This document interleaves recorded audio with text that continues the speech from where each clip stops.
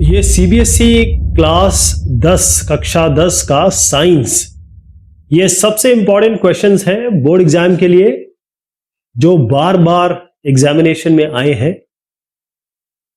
पहला सवाल है, right chemical equation of the reaction of ethanoic acid with the following. Ethanoic acid का जब कॉम्बिनेशन होता है सोडियम सोडियम हाइड्रोक्साइड और इथेनॉल से, क्या प्रोडक्ट आता है उसका आपको नाम भी बताना है। ये 2016-2017 में आया है और जितने भी क्वेश्चन आगे आएंगे वो रिपीटेड है। तो ये इथेनोइक एसिड है। इथेनोइक एसिड होता है CH3COOH। जब सोडियम के साथ ये कॉम्बिनेशन होता है इसका, तो आपको मिलता है सोडियम इथेनोएट, सोडियम एसीटेट। इसके साथ हाइड्रोजन रिलीज होती है। जब ये सोडियम हाइड्रोक्साइड के साथ मिलता है CH3COH, तो आपको ये इथेनोइक एसिड है, तो आपको मिलेगा CH3COONA, जो सोडियम इथेनोएट और सोडियम एसिटेट, साथ में पानी मिलता है, वाटर। उसके बाद इथेनॉल के साथ जब इथेनोइक एसिड का कॉम्बिनेशन होता है CH3COOH प्लस C2H2OH, इथेनॉल है ये, इससे आपको एस्टर मिलता है। इसे हम इथाइल इथेनोएट भी कहते हैं, CH3COOC2H5 अलॉन्ग विथ वाटर। दो रीजन बताने हैं for the appearance of variation among the progeny formed by sexual reproduction. इसके दो पार्ट है, तो पहला पार्ट पहले लेते हैं, सेकंड पार्ट के कुछ मल्टीपल सब पार्ट है। तो पहला कहता है कि आपको बताना है कि जब सेक्सुअल रिप्रोडक्शन होता है तो आगे की जो प्रोजेनी आ रही है, आगे का जो ऑफस्प्रिंग आ रहा है, उसके अपीयरेंस में वेरिएशन क्यों होता है, चेंज क्यों होता है, जो दिखावट होती है। तो प्रोजेनी का मतलब होता है जो अगली आपकी स्पीशीज आने वाली ऑफस्प्रिंग कहते हैं, और क्या उनमें अपीयरेंस में वेरिएशन आता है उसके कारण बताने। दो इसके मेजर रीजन आप बता सकते हैं, appearance of variation among the progeny formed by sexual reproduction, यानी प्रॉपर सेक्सुअल रिप्रोडक्शन होगा, संभोग क्रिया। तो क्रॉसिंग ओवर होता है, ये एक प्रोसेस है जिसमें जो डीएनए है वो एक्सचेंज होता है किसके बीच में, जो होमोलोगस क्रोमोसोम्स है मायोसिस में, और इसी कारण से जो आगे की ऑफस्प्रिंग है उसमें वेरिएशन हो जाता है। दूसरा यह है कि जो प्रोजेनी बनता है, जो कमिंग स्पीशीज बनती है, जब सेक्सुअल रिप्रोडक्शन होता है तो उसके पास कैरेक्टरिस्टिक आते हैं, फीचर आती है मां से, मदर से, साथ में फादर से भी आते हैं, दोनों से आते हैं। इस कारण से, क्योंकि दोनों से कैरेक्टरिस्टिक आ रहे हैं, दोनों की कैरेक्टरिस्टिक अलग अलग है, इसीलिए वेरिएशन हो जाता है, इसलिए चीजें परिवर्तित हो जाती है। सेकेंड पार्ट है, ये प्लांट के लिए है। Name the part marked A in the diagram. A क्या है इसमें, जो ए पार्ट देख रहे हैं वो उसे कहते हैं पॉलन ग्रेन। ये जो ए है पॉलन ग्रेन।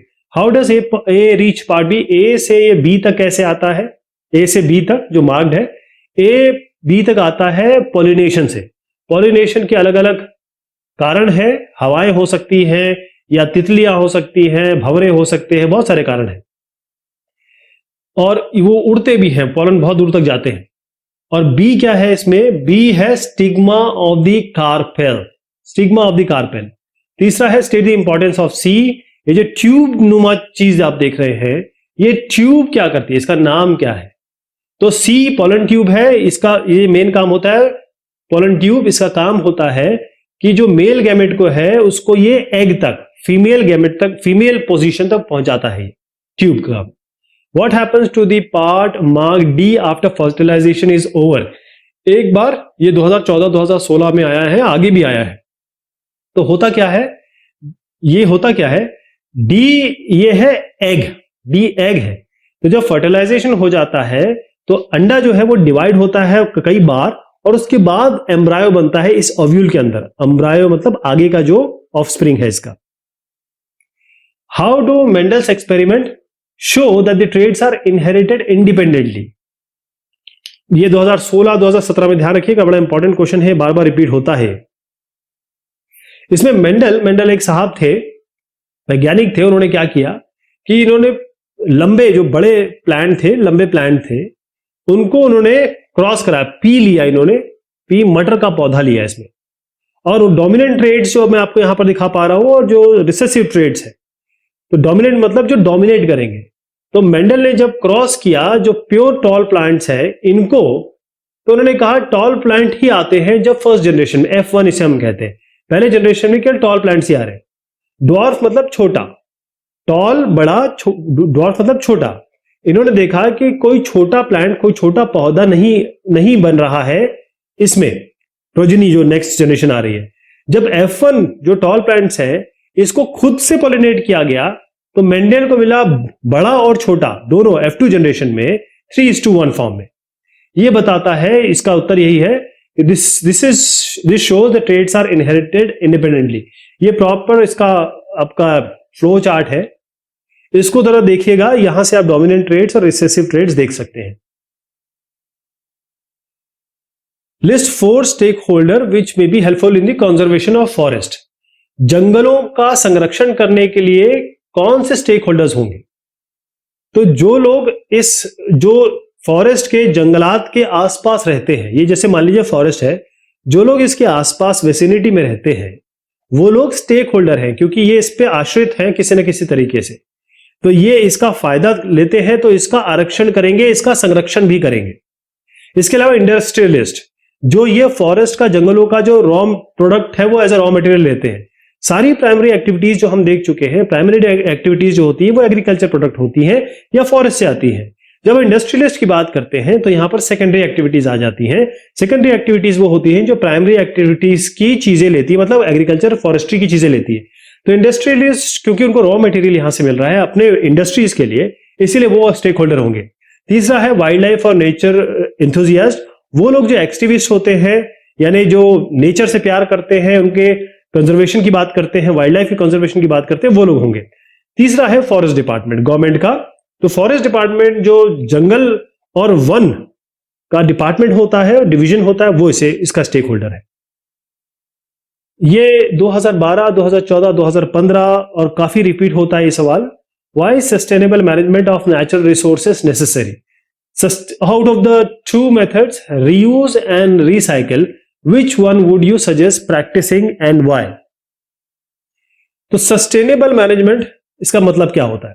पहली चीज ये है कि जो मैनेजमेंट है इस रिसोर्स का, उसका इस तरीके से हम रिसोर्सेस का उपयोग करें कि आज की पॉपुलेशन उसे यूज करे, आज की जनसंख्या उसे यूज करे, लेकिन आगे की जनरेशन के लिए भी ये हो। यानी मान लीजिए आपके पास 100 रुपए है और महीने भर के लिए है, आपके पास है 100 रुपए और आप पूरे मंथ के लिए 30 दिनों के लिए आपके पास 100 रुपए है। आप आज 100 रुपए खर्च कर देंगे तो बाकी 29-28 दिन क्या करेंगे? तो नेचुरल रिसोर्स के साथ भी ऐसे ही है, ये लिमिटेड है, इसको लाखों हजारों साल लग जाते हैं बनने में, एक पेड़ को उगने में भी सालों लग जाते हैं, और पेट्रोलियम वगैरह की तो बात ही मत करिए, लाखों साल लग जाते हैं। तो होता यह है कि आज जो हमारी पॉपुलेशन है वो, उसको जरूरत है, लेकिन उसको उतना ही दिया जाए, उतना ही वो यूज करे जितनी की जरूरत है। अंधाधुंध उपयोग रिसोर्सेस का हम ऐसा उपयोग ना करें। ये जो 100 रुपए मैंने बताया, तो मान लीजिए आज आपने 2 रुपए, 5 रुपए खर्च कर दिए, 10 रुपए खर्च कर दिए, आगे कल 4 रुपए खर्च कर दीजिए, ऐसे करके आपके पास पूरे महीने के लिए पैसा रहेगा जेब में। दूसरा यह है कि जो बेसिक ह्यूमन नीड्स हैं आज की, वो आज हम पूरी करें, जरूरत को पूरी करें, लेकिन हम उसको आगे के लिए भी रखें। जो मैंने आपको पहले बताया, मैंने तो अब यूज कर लिया, थोड़ा सा बचाया, मेरे बच्चा उसे यूज करेगा, वो तो बिल्कुल नहीं बचाएगा, हो सकता है थोड़ा बहुत बचा दे, तो उसके बाद जो बच्चे आएंगे, उसके बाद जो बच्चे आएंगे, उनका क्या होगा? जो आगे के बच्चे होंगे उनके पास कुछ भी नहीं होगा। पेट्रोलियम का आज हम यूज कर रहे हैं, पेट्रोलियम आगे के समय में खत्म हो जाएगा, तो वो हम कहां से लाएंगे? हम अपनी गाड़ियां कैसे चलाएंगे? हवाई जहाज कैसे चलेंगे? हमारा ट्रांसपोर्टेशन कैसे होगा? तो ये इसीलिए इसका सस्टेनेबल मैनेजमेंट बहुत जरूरी हो जाता है नेचुरल रिसोर्सेज का। दूसरा बात आता है reuse is better than recycle. तो रीयूज ज्यादा बेहतर है, क्योंकि जो सामान है उसको दोबारा यूज कर लीजिए, लेकिन रिसाइकल आप करेंगे तो पहले लेके आएंगे उसको, आप पहले उस फॉर्म में बनाएंगे ताकि आप उसको दूसरा फॉर्म बना सके। तो एनर्जी इसमें जा रही है, आपका रिसोर्स जा रहे हैं, एफर्ट जा रहे हैं, यानी कि यहां पर भी आप बहुत सारा रिसोर्स डाल रहे हैं ताकि आप चीजों को रिसाइकल कर सके। तो रिसाइकल नहीं, रीयूज बेटर है, ठीक, क्योंकि आप energy saved is energy produced. आप रीयूज में एनर्जी ज्यादा नहीं खर्च कर रहे हैं, रिसाइकल में आप बहुत ज्यादा एनर्जी खर्च कर रहे हैं ताकि आप उस चीज को उपयोग कर सकें। उसके बाद यह है कि फिर से मैं ये बात करता हूं कि आज की बात हम आज के लिए उपयोग करें, आज का सामान, नेचुरल रिसोर्सेज का कंजम्पशन करें उतना ताकि हम आगे की जनरेशन के लिए रख सकें, क्योंकि नेचुरल रिसोर्सेज खत्म हो जाएंगे, लिमिटेड है, उनके नंबर्स लिमिटेड है, नॉन रिन्यूएबल है। मैं ये नहीं कहूंगा कि वो आगे नहीं पैदा होंगे, लेकिन इनको सालों साल लग जाते हैं, इसलिए हम इनको नॉन रिन्यूएबल अनवीकरणीय कहते हैं। ये खत्म हो जाएंगे, इनको सालों साल लग जाएंगे। हमें इसको रखना है, आज के लिए नहीं, कल के लिए नहीं, 50-100 साल के लिए नहीं कह रहा हूं मैं, आपको 100 साल के लिए, 100 सैकड़ों साल के लिए बात करनी है। और हम जो अपने रिसोर्सेज है उनका एक्सप्लॉयटेशन कर रहे हैं, उनका शोषण कर रहे हैं। एक अमेरिका का आदमी जितना 50 टाइम ज्यादा एक युगांडा का आदमी, केनिया का या हिंदुस्तान के आदमी से ज्यादा रिसोर्स यूज करता है। यानी रिसोर्सेज अगर आपके पास है, इसका मतलब ये नहीं कि आप उसका अंधाधुन या बगैर सोच समझ के उसका उपयोग करने लगे। यानी अगर अपने शॉर्ट टर्म बेनिफिट के लिए, आपके आज के फायदे के लिए अगर आप यूज कर रहे हैं, तो फिर आगे के लिए आप क्या देंगे आगे के फ्यूचर जनरेशन को। तो इक्विटेबल डिस्ट्रीब्यूशन नहीं है, यानी किसी को पास बहुत ज्यादा है, किसी के पास कुछ भी नहीं है, और जिनके पास बहुत ज्यादा है वो बिल्कुल खत्म करने में लगे हैं। तो जरूरी ये हो जाता है कि हम सस्टेनेबल मैनेजमेंट करें नेचुरल रिसोर्सेज का। ये आज की रिक्वायरमेंट है और ये हमारे फ्यूचर जनरेशन की भी रिक्वायरमेंट है। What is homologous series of carbon compounds? Write the molecular formula of 2 consecutive members of homologous series of aldehydes. State which part of these compound determine their physical and chemical properties. तो यहां पर ये भी काफी बार repeat हुआ है। Homologous series का मतलब होता है एक जैसे दिखने वाले, एक जैसे आपको दिखेंगे। तो एक होमोलोगस सीरीज को हम डिफाइन करेंगे, ऑर्गेनिक कंपाउंड की ऐसी फैमिली, ऐसा परिवार जहां पर फंक्शनल ग्रुप तो सेम रहेगा, लेकिन जो आगे, जो जैसे मान लीजिए एक है, उसके बाद जो दूसरा प्रोडक्ट आने वाला है, एडजेसेंट कहते हैं इसको, सक्सेसिव मेंबर कहते हैं, वो या तो आपस में CH2 से डिफर करेंगे या 14 मास यूनिट से डिफर करेंगे। जैसे होमोलोगस सीरीज ऑफ एल्डिहाइड्स का एग्जांपल दें तो CH3 CHO हो गया, C2H5 CHO हो गया। ये 2 कंसेक्यूटिव नंबर्स है। एक कार्बन कंपाउंड के 2 पार्ट होते हैं, R और F। R और F, R जो होता है वो हाइड्रोकार्बन पार्ट होता है, F जो होता है फंक्शनल ग्रुप पार्ट होता है। ये जो R पार्ट है, हाइड्रोकार्बन पार्ट है, ये फिजिकल प्रॉपर्टी बताता है, भौतिक प्रॉपर्टियां बताता है, और F जो होता है वो केमिकल, रासायनिक प्रॉपर्टी बताता है। यहां पर एग्जांपल देख लीजिए, यहां पर alkanes, alkenes, alcohol, carboxylic acid, इनके जनरल फॉर्मूला आपको पता है। जब भी किसी का जनरल फॉर्मूला मिल जाता है, इसका मतलब ये है कि वो होमोलोगस सीरीज से आते हैं। जैसे एल्केन्स का CnH2n+2, methane, ethane, propane, butane ऐसे बनता रहता है। जैसे CnH2n+2, अगर मैं इसको लूं, N की जगह हम 1 रखते हैं, तो C तो 1 हो, C के साथ 1 हो गया, H2n+2, तो 2 × 1+2, 2 × 1+2, 2+2 यानी कि 2+2 4, CH4 हो गया। N को अब 2 रखते हैं, तो C2H, 2 × 2+2 यानी कि 2 2 4, 4+2 is 6, तो क्या आ गया, H6 आ गया, C2H6 आ गया। ये चलता रहेगा आगे, इसे हम होमोलोगस सीरीज कहते हैं। सेम फंक्शनल ग्रुप इसका होगा और सेम फंक्शनल ग्रुप से ये आते हैं। Vegetative propagation, what is vegetative propagation? Right 2 of its advantages. ये भी काफी रिपीट होता है, इसीलिए ये इंपॉर्टेंट सवाल है। तो देखिए, वेजिटेटिव प्रोपोगेशन का मतलब होता है कि वो सारे प्लांट जिनको हम चाहते हैं कि वो जल्दी फ्लावर और फ्रूट, यानी इनमें जल्दी से जल्दी फ्रूट्स आ जाए, फल आ जाए, तो उसके लिए हम इसका उपयोग करते हैं बनिस्बत कि उनका जो हम सीड लगा के करेंगे, बीज लगा के। तो वेजिटेटिव प्रोपोगेशन, मान लीजिए आपको सीड से 5 महीने में पौधा फल दे रहा है, तो वेजिटेटिव से आपको 2 महीने में मिल जाएगा। इसका प्लांट जो बनता है वो पेरेंट प्लांट, जो उसका पेरेंट प्लांट है उसी की तरह ही होगा, कैरेक्टरिस्टिक भी उसी की अच्छी होगी, लेकिन उसकी प्रॉपर्टीज अच्छी हो जाएगी। और दूसरा, ऐसे प्लांट जिनके पास सीड्स नहीं है, जो सीड प्रोड्यूस नहीं कर सकते, उनका क्या होगा? उनके लिए सबसे बढ़िया ये है, जो प्लांट जो सीड, बीज पैदा नहीं कर सकते, क्योंकि बीज से ही तो अगला पौधा उगेगा ना, उनके लिए क्या करेंगे? उनके लिए वेजिटेटिव प्रोपोगेशन है। जो सर्वाइवल रेट्स है, जो सर्वाइवल मतलब जो ये पौधे लगते हैं और उगाए जाते हैं, उसके बाद ये बहुत दिनों तक चलते हैं, ये ज्यादा है अगर आप सीड से लगाएंगे, बीजे से लगाएंगे। तो ये प्लांट है, इसको हम इस तरीके से काटते हैं, स्लैंट तरीके से, इसी प्लांट को हम ग्रो करते हैं।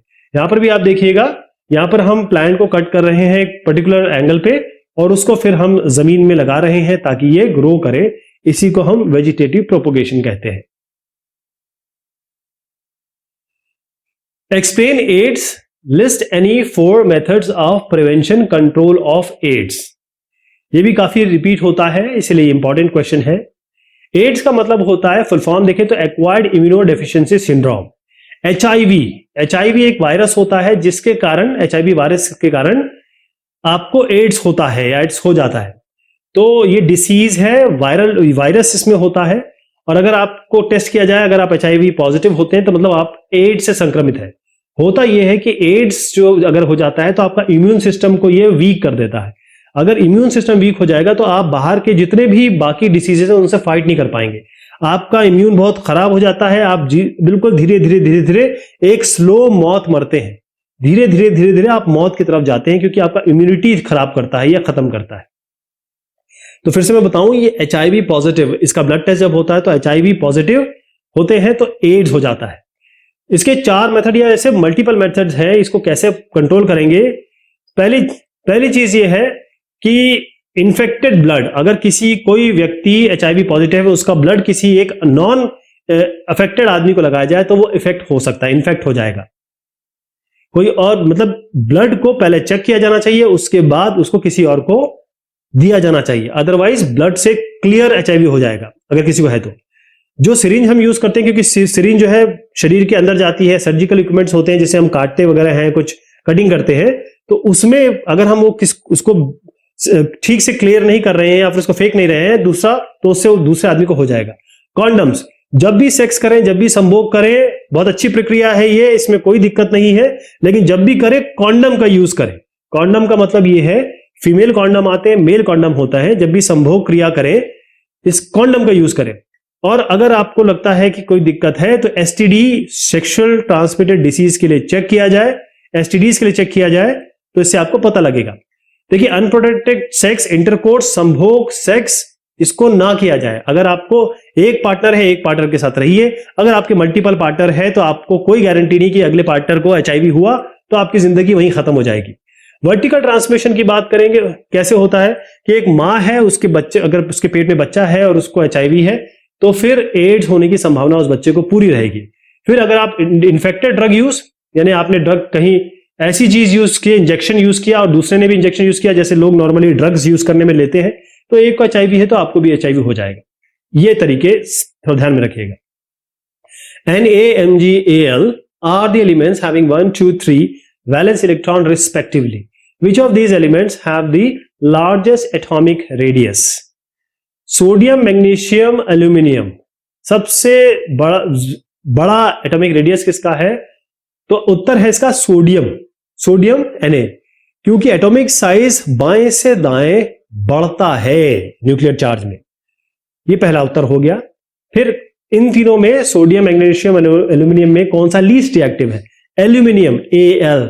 उसका ये काफी बार पूछा जाता है, ध्यान रखिएगा।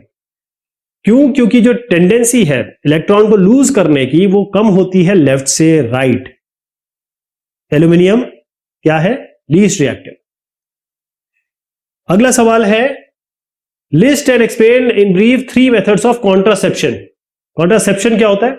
मान लीजिए आपने सेक्स किया, आपने संभोग किया और उसके बाद किसी तरीके से आपने कोई प्रोटेक्शन यूज नहीं किया, तो आपके प्रेग्नेंट होने के चांसेस होंगे। महिला के, लड़की के प्रेग्नेंट होने के चांसेस है।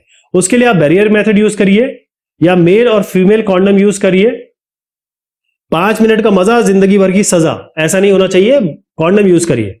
इसके अलावा हार्मोनल पिल्स आते हैं, जैसे आई पिल होती है, सहेलिया पिल्स, 72 घंटे तक ये वैलिड होती है। इसका मतलब अगर आपने अभी सेक्स किया है, संभोग किया है, तो आप 3 दिन के अंदर, 72 घंटे के अंदर इसको अब दवाई ले सकते हैं ताकि आगे कोई प्रेगनेंसी ना हो।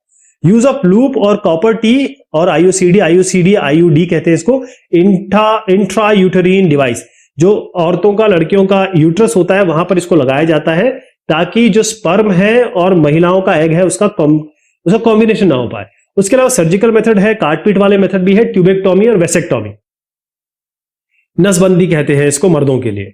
तो टाइप ऑफ कॉन्ट्रासेप्शन क्या हो सकते हैं? बैरियर कॉन्ट्रासेप्टिव्स में क्या है? कॉन्डम है, स्पर्मिसाइड है, फीमेल कॉन्डम है, डायफ्राम है, वजाइनल स्पॉन्ज है। हार्मोनल कॉन्ट्रासेप्टिव्स भी है, मतलब दवाइयां। एक पिल ले लीजिए, प्रोजेस्टेरॉन का पिल होता है। ऐसे अलग अलग पैच होते हैं जो जिसे कॉन्ट्रासेप्टिव पैच कहते हैं हम, और इस पैच को लगाने से भी हार्मोनल काम होता है।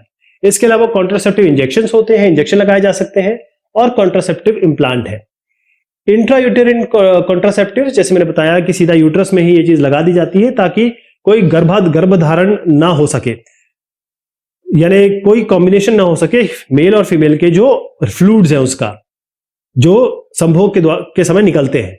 परमानेंट कॉन्ट्रासेप्शन में यह है कि नसबंदी कर दीजिए, आदमी और औरत दोनों की नसबंदी होती है, और वैसेक्टोमी ट्यूबलिगेशन होता है। इससे आप देखेंगे कि गर्भधारण के चांसेस बहुत कम हो जाते हैं। आपको टैबुलर फॉर्म में बताना है डिफरेंस किनके बीच में, एक्वायर्ड ट्रेड्स और इनहेरिटेड ट्रेड्स में। एग्जाम्पल भी देना है आपको।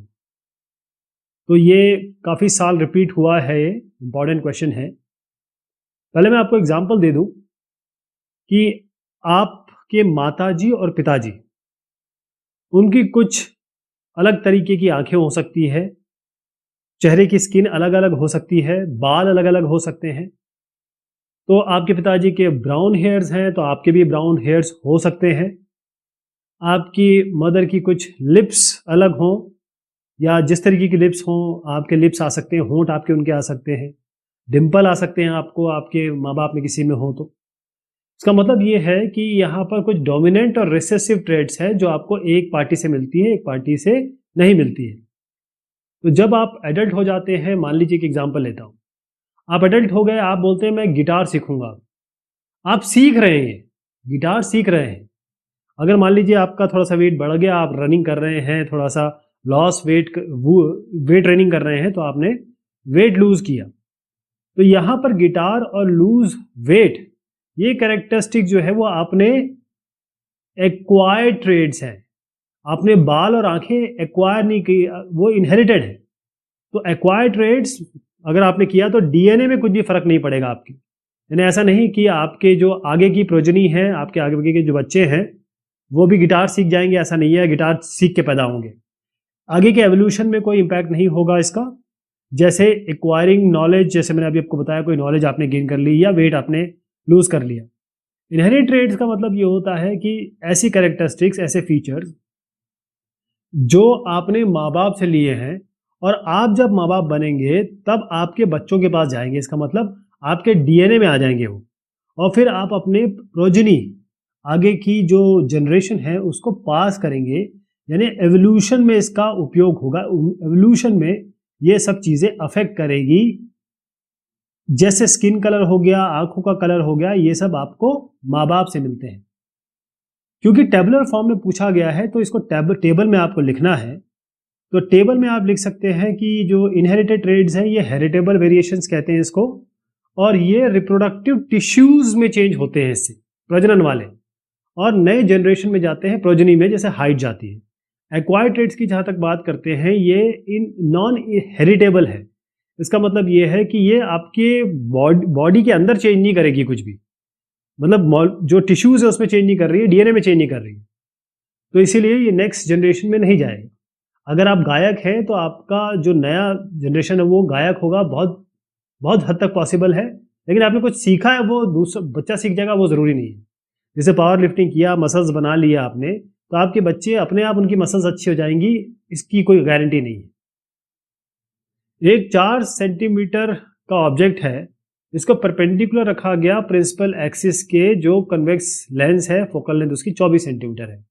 जो दूरी है इस ऑब्जेक्ट की लेंस से, वो 16 सेंटीमीटर है।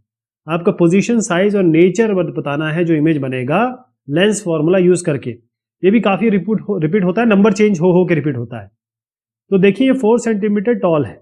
इसका मतलब आपका जो O है, कैपिटल O, वो आपका 4 है। इसको परपेंडिकुलर रखा गया प्रिंसिपल एक्सिस, जो कॉन्वेक्स लेंस है।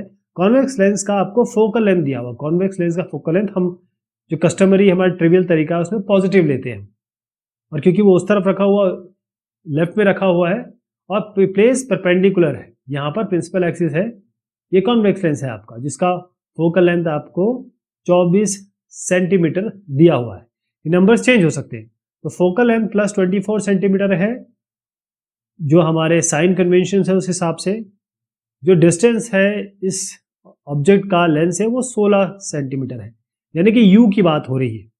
u ऑब्जेक्ट का लेंथ होता है और उसके बाद जो इमेज होता है उसका v होता है। तो अगर आप इन दोनों का मॉड लीजिए और देखिए नंबर्स में क्या रिलेशन है, तो आप इनके आपस में रिलेशनशिप से पता चल जाएगा कि ऑब्जेक्ट कहाँ रखा हुआ है। तो आप देखेंगे कि u जो है 16 सेंटीमीटर है, जो 24 सेंटीमीटर से कम है, यानी मैग्नीट्यूड अगर लिया जाए तो 16 24 से कम है। इसका मतलब यह है कि ऑब्जेक्ट f और c, फोकस और जो c है उसके बीच में है ना।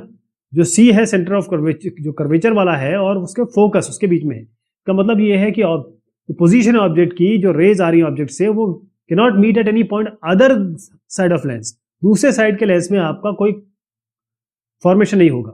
जैसे क्लियर है, लेंस फॉर्मूला लगाएंगे uf/u+f कर दीजिए। अब यहाँ पर v निकालना डायरेक्ट, तो u की जगह आप -16 लेंगे, f की जगह आप +24 लेंगे। इससे आपका जो वैल्यू आएगी -48 सेंटीमीटर आएगा। अब ये नेगेटिव साइन, जैसे u मैंने बताया -16 है, v भी उसी साइड है, तो v आपका -48 आ गया, u आपका -16 था। और इससे हमको ये जो नेगेटिव साइन पता चल रहा है v का, इसका मतलब ये है कि इमेज जो होगी वो लेंस के इसी साइड बनेगी जहां पर ऑब्जेक्ट है, जहां पर ऑब्जेक्ट रखा हुआ है, इसी जगह पे इमेज का फॉर्मेशन होगा। अब मैग्निफिकेशन क्या होता है, बढ़ोतरी कितनी होगी? मैग्निफिकेशन का वैल्यू हम जानते हैं या v/u या i/o, ये दोनों होता है। क्योंकि हमारे पास v और u दोनों है, v और u है तो इससे हम m निकाल लेंगे। m आता है आपका +3, 48/16, 3। अब ये मैग्निफिकेशन हो गया। अब i/o भी m होता है, मैंने आपको जैसे बताया था o ऑलरेडी दिया हुआ है, 4 सेंटीमीटर लेंथ है इसकी, तो i कैसे निकलेगा, 3 को 4 से मल्टीप्लाई कर दीजिए, 3 × 4 कर दीजिए, o है आपका 4, वो 4 है, 4 को 3 से मल्टीप्लाई करिए, कितना आता है 12, 12 सेंटीमीटर आपका आएगा। और जो m है वो पॉजिटिव है, m 1 से बड़ा भी है, 1 से बड़ा है, इसका क्लियर मतलब है कि इमेज बनेगी वर्चुअल, इरेक्ट और मैग्नीफाइड, वर्चुअल, इरेक्ट और magnified. What is the function of ozone at the higher level of atmosphere? Ozone का क्या काम है, ये सवाल भी काफी पूछा जाता है। ओजोन शील्ड कहते हैं इसको, ओजोन लेयर या ओजोन शील्ड, क्योंकि ये हमको पराबैंगनी किरणें जो अल्ट्रावायलेट रेडिएशंस आती हैं उनसे हमको ये बचाता है। ये नहीं होगा तो बहुत नुकसान हो जाएगा हमको, जीव जंतुओं को। तो हमारा TSMTE करके हम याद करते हैं, ट्रोपोस्फियर, स्ट्रेटोस्फियर, मेसोस्फियर, ऐसे करके थर्मोस्फियर, एक्सोस्फियर। इसमें आपका जो स्ट्रेटोस्फियर का एक पार्ट है थर्मोस्फियर के ऊपर,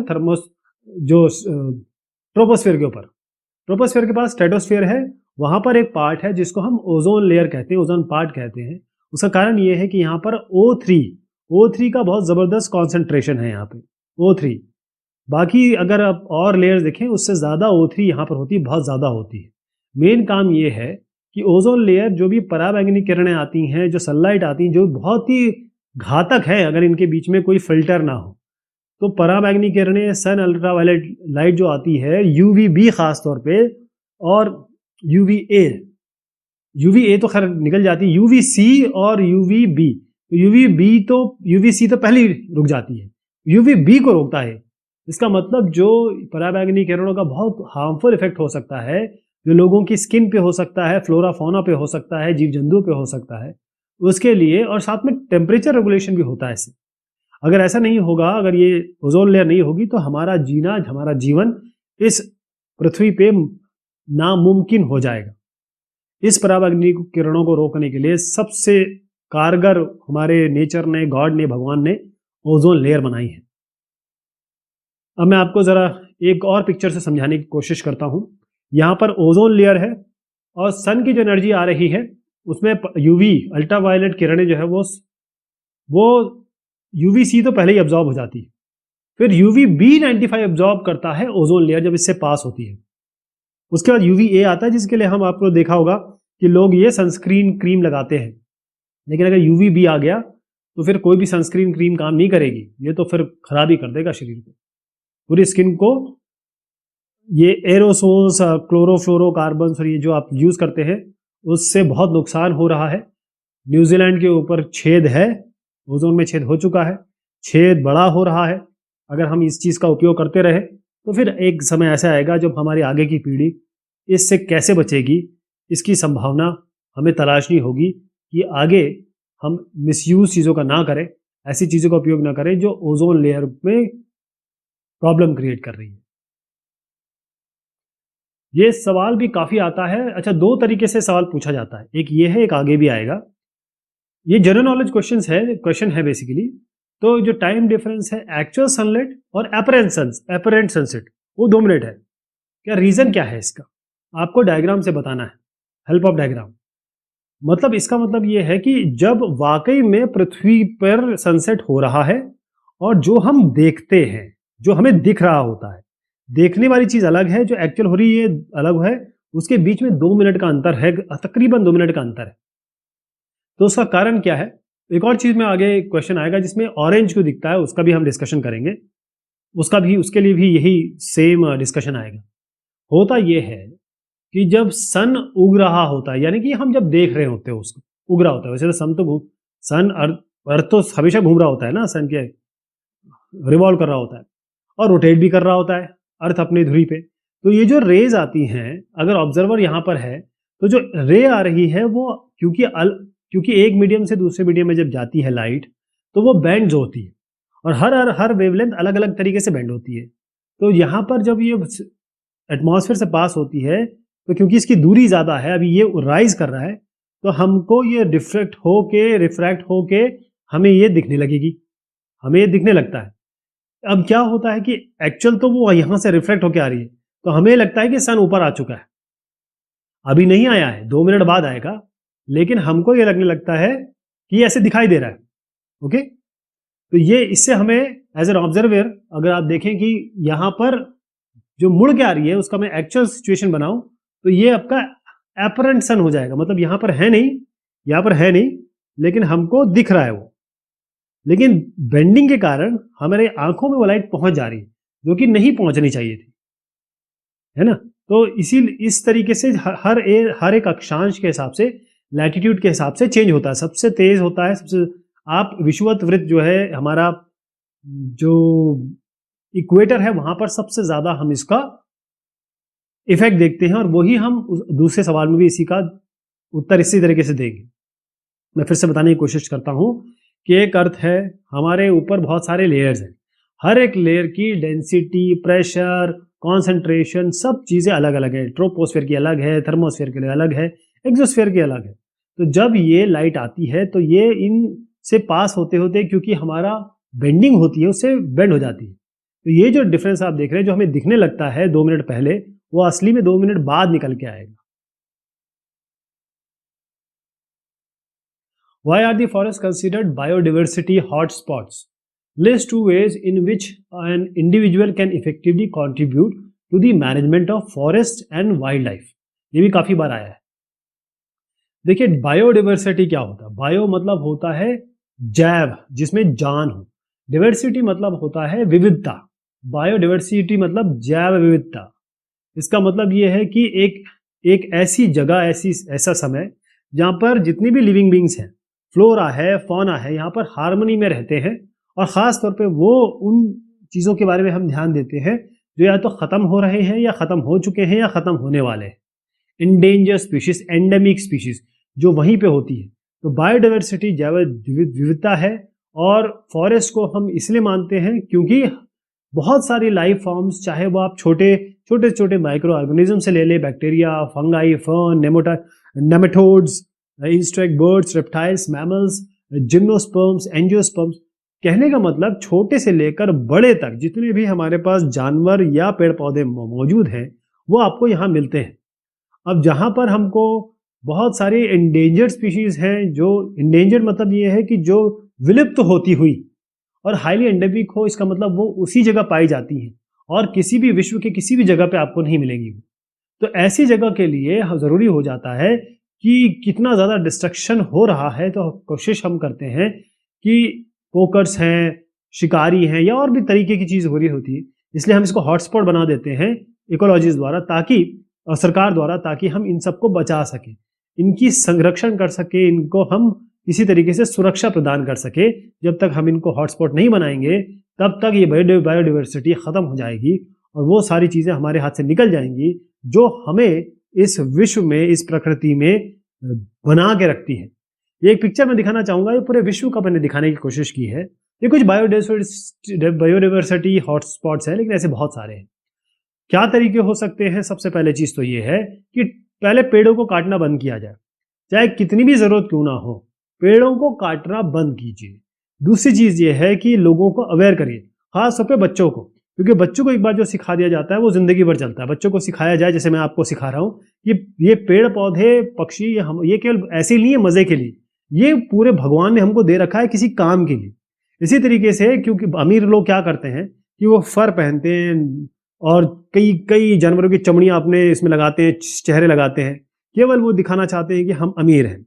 लेकिन प्रॉब्लम ये है कि इन अमीरों की डिमांड को पूरा करने के लिए जो पोकर्स हैं, शिकारी, इनका शिकार करते हैं और उन जानवरों को शिकार करते हैं जो कि हमारे नेचर के लिए, हमारी वाइल्ड लाइफ के लिए बहुत ज्यादा इंपॉर्टेंट है। ये भी काफी बार पूछा जाता है। We see eyes in planaria, insect, octopus, vertebrates. Can eyes be grouped together in case of the above mentioned animals to establish a common evolutionary origin? Why? पहले तो मैं इसका आंसर दे दूं, हाँ, इसका उत्तर हाँ है। जो आंखें हम देखते हैं प्लेनेरिया, इंसेक्ट, कीटों में, ऑक्टोपस में, वर्टिब्रेट्स में, ये आपस में स्ट्रक्चर में बहुत डिफरेंट होती है, बहुत डिफरेंट होती है। ये ऑर्गेनिजम्स जो है इनको हम एवोल्यूशन जो हुआ, आंख किस तरीके से पैदा हुई, बनी या फिर आगे बढ़ी, इनके हिसाब से हम देख सकते हैं। क्योंकि यहाँ पर कुछ की हाईली स्पेशलाइज्ड है, कुछ की नॉर्मल है, लेकिन सबका एक ही काम है, देखना। सबका काम एक ही है, चाहे वो कितने भी डिफरेंट हो, काम तो उनका देखना ही है। इसका मतलब कॉमन इवोल्यूशनरी ओरिजिन हम स्टैब्लिश कर सकते हैं। इसका आंसर हाँ है। उसके बाद है state one evidence to prove that birds have evolved from reptile. मुर्गी को देखा है आपने? मुर्गी उड़ नहीं पाती, मुर्गे उड़ नहीं पाते, बहुत दूरी नहीं हो पाते हैं। तो बर्ड्स, जैसे आप रेप्टाइल्स देखते हैं ना, रेप्टाइल्स, उनकी तरह पक्षियों में भी विंग्स हैं, यानी कि इनके बीच में कुछ कॉमनैलिटी है। अगर आप देखेंगे तो दोनों की विंग्स टाइप चीजें हैं, जैसे मछलियों की फिन्स होती हैं। अब यहाँ पर यह है कि किसी का काम ठंड से बचना था, रेप्टाइल्स को देखा जाए ठंड से बचने के लिए, लेकिन अगर पक्षियों का देखा जाए तो वो उड़ने के लिए काम आते हैं। ये बताता है कि जो विंग्स हैं, जो उनके पंख हैं, वो एनालॉगस ऑर्गन्स है, एक जैसे ऑर्गन्स है देखने में, और उनको इस तरीके से जो अलग अलग हॉस्टाइल कंडीशंस आई उससे काउंटर करने के लिए उन्होंने इसको अडॉप्ट किया या बन गए उनमें से। Write the number of vertical columns in the modern periodic table. What are these columns called? काफी बार आया है सर ये भी। इसमें ये है, सीधी सी बात है कि जो आपके वर्टिकल कॉलम्स है उनको हम कहते हैं ग्रुप्स, ठीक। हॉरिजॉन्टली जाइए तो पीरियड्स। तो आपके ये जो कॉलम बता रहा हूँ, कोई भी टेबल बनाएंगे उसके जो ये लाइनें मैं दिखा रहा हूँ वो इसको कॉलम कहते हैं। जब ऐसे लेंगे, मतलब हॉरिजॉन्टली लेंगे, तो ये जो लाइन दिख रहे हैं डब्बे डब्बे, इसको हम रोज कहने लगेंगे। तो जो वर्टिकल कॉलम है मॉडर्न पीरियोडिक टेबल में, उनको हम ग्रुप कहते हैं। और हमारे पास जो मॉडर्न पीरियोडिक टेबल है उसमें 18 ग्रुप्स हैं। इसमें आप 18 भी लिख देंगे ना तो आपका उत्तर सही हो जाएगा। 18 ग्रुप्स लिख देंगे बस, काफी है। What is meant by biodiversity? अब ये सवाल बार बार आ रहा है क्योंकि बार बार पूछा गया है। आपको एडवांटेजेस बताने हैं, क्या जरूरी है कि फॉरेस्ट और वाइल्ड लाइफ को, मतलब जंगलों को, वनों को और वाइल्ड लाइफ को हमको बचाना है, जो वाइल्ड लाइफ है हमारे पास। और क्या फायदे हैं इनके, पहले तो बताइए बायोडाइवर्सिटी होती क्या है। जैव विविधता, बायोडाइवर्सिटी, इसका मतलब ये होता है कि अलग अलग तरीके के ऑर्गेनिज्म, छोटे से बड़े, वो एक ही इकोसिस्टम में काम कर रहे हैं, एक ही जगह पे रह रहे हैं। इसका मतलब ये है कि आप ले लीजिए, जो पानी में रह रहे हैं, आप जो जमीन पे रह रहे हैं, जो हवा में उड़ रहे हैं, सबको मिला लीजिए। तो बायोडाइवर्सिटी, बायो मतलब जिनके पास लाइफ है, जिंदगी है, डाइवर्सिटी मतलब उनमें इतनी विविधता है। तो बायोडाइवर्सिटी उस एरिया का मतलब ये होता है कि कितने स्पीशीज हैं उस एरिया में, अलग अलग टाइप की कितने विविध स्पीशीज हैं, प्रजातियां हैं उस इलाके में। अब एडवांटेजेस क्या है, फायदे क्या है इसके, क्यों हम वन को बचाना चाहते हैं।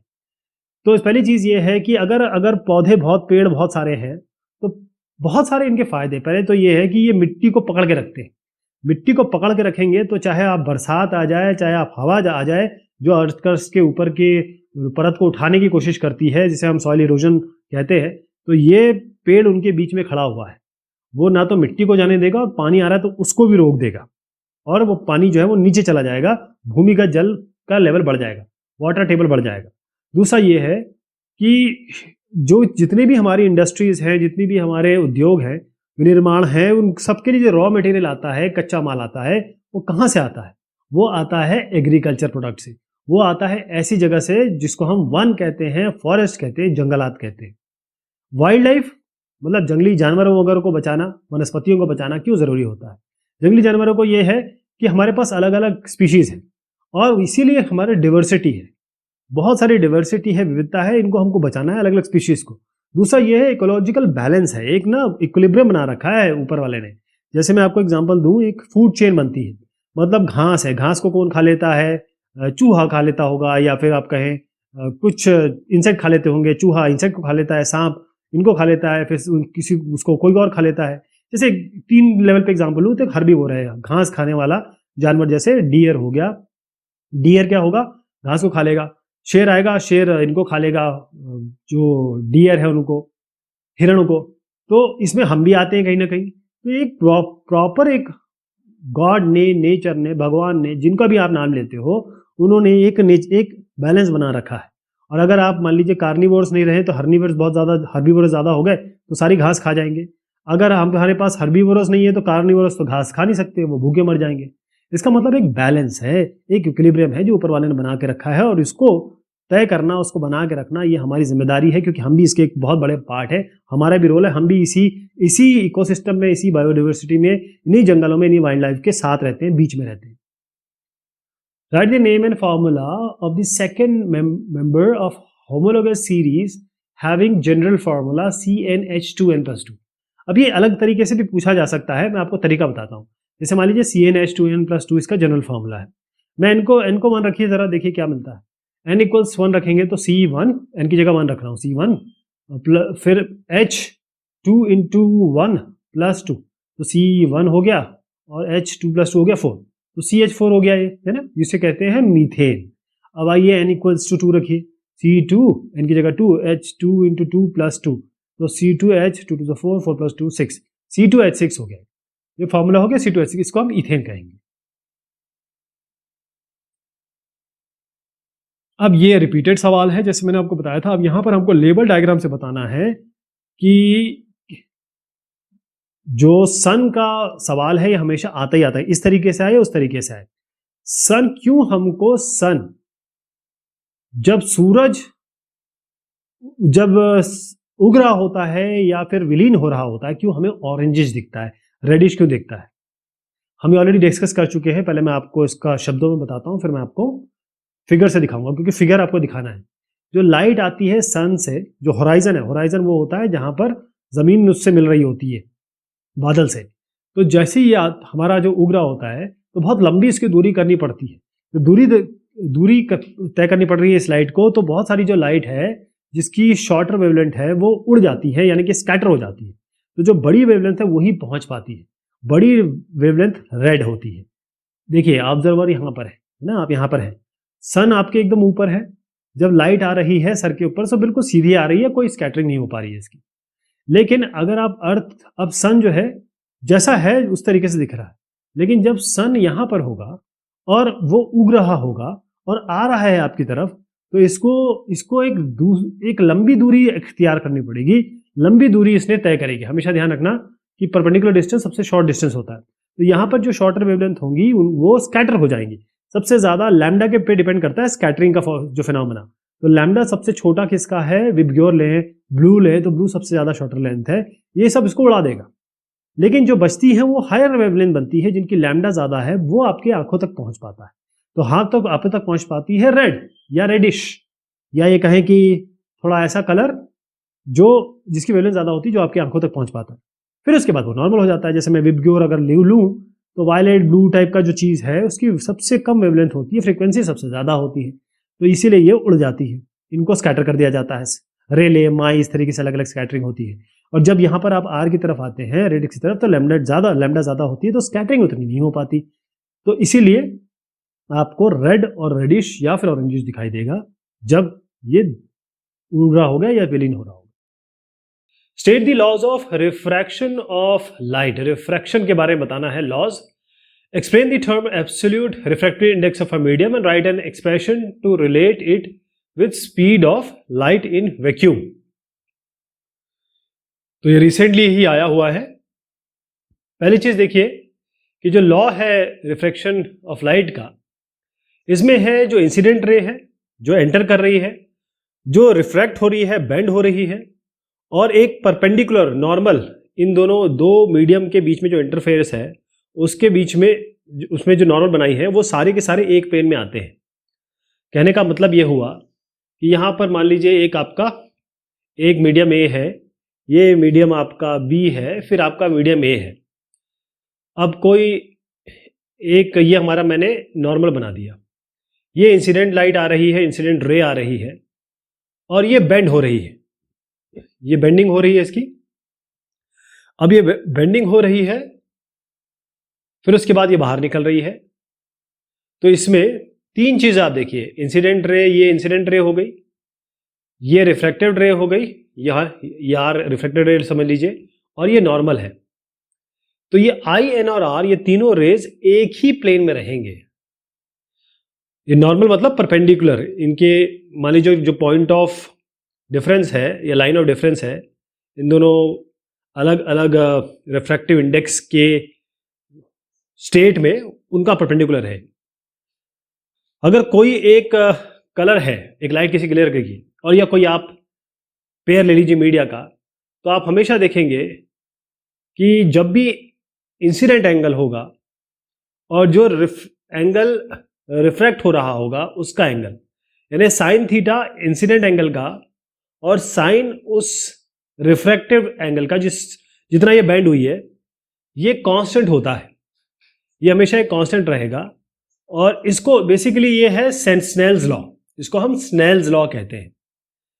और मैथमेटिकली हम इसको इस तरीके से लिखते हैं, sine A by sine r is constant, और इसको हम म्यू से रिप्रेजेंट करते हैं। म्यू, हम म्यू ए बी कभी कभी ऐसे लिखते हैं, कभी ए ऊपर कभी नीचे बी। इसका बताने का मतलब ये है कि म्यू है रिफ्रैक्टिव इंडेक्स किस मीडियम का, बी मीडियम का, किसके रिस्पेक्ट में, ए के रिस्पेक्ट में। ध्यान रखिएगा, ये एब्सोल्यूट रिफ्रैक्टिव इंडेक्स यही होता है, मतलब बी का ए के रिस्पेक्ट में, राइट।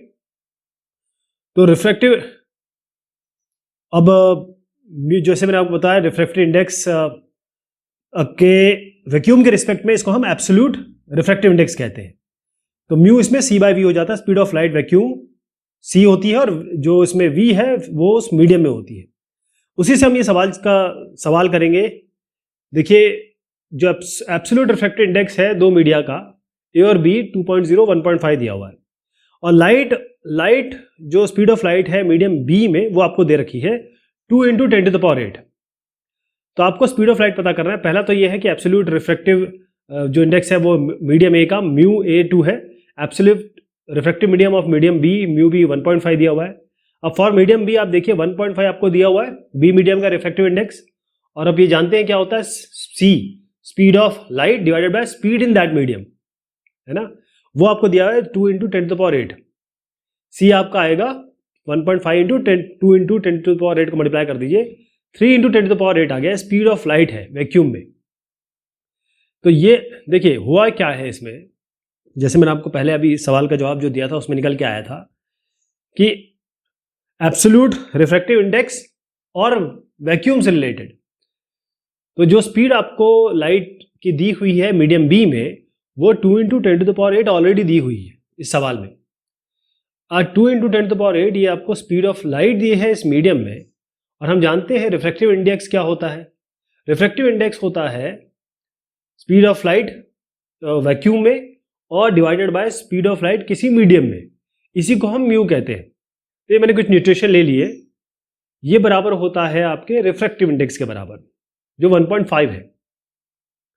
1.5 है। अगर आपको स्पीड ऑफ लाइट निकालनी है या स्पीड ऑफ लाइट वैक्यूम में निकालनी है तो आप कैसे निकालेंगे, क्योंकि स्पीड ऑफ लाइट मीडियम में दिया हुआ है ना, क्योंकि जैसे हमने देखा था जो C/V है और बराबर 1.5 इससे रिलेट करेंगे तो c जो है वो स्पीड ऑफ लाइट वैक्यूम में है, तो आपको मल्टीप्लाई करना है सीधा, ठीक। 1.5 इज रिफ्रैक्टिव इंडेक्स, इसको मल्टीप्लाई करिए speed of light in that medium, आपको स्पीड ऑफ लाइट वैक्यूम में आएगी, जो कि होता भी है। अब मीडियम ए की बारे में बात करेंगे, यहाँ पर सेम चीज सेम अप्लाई करेंगे।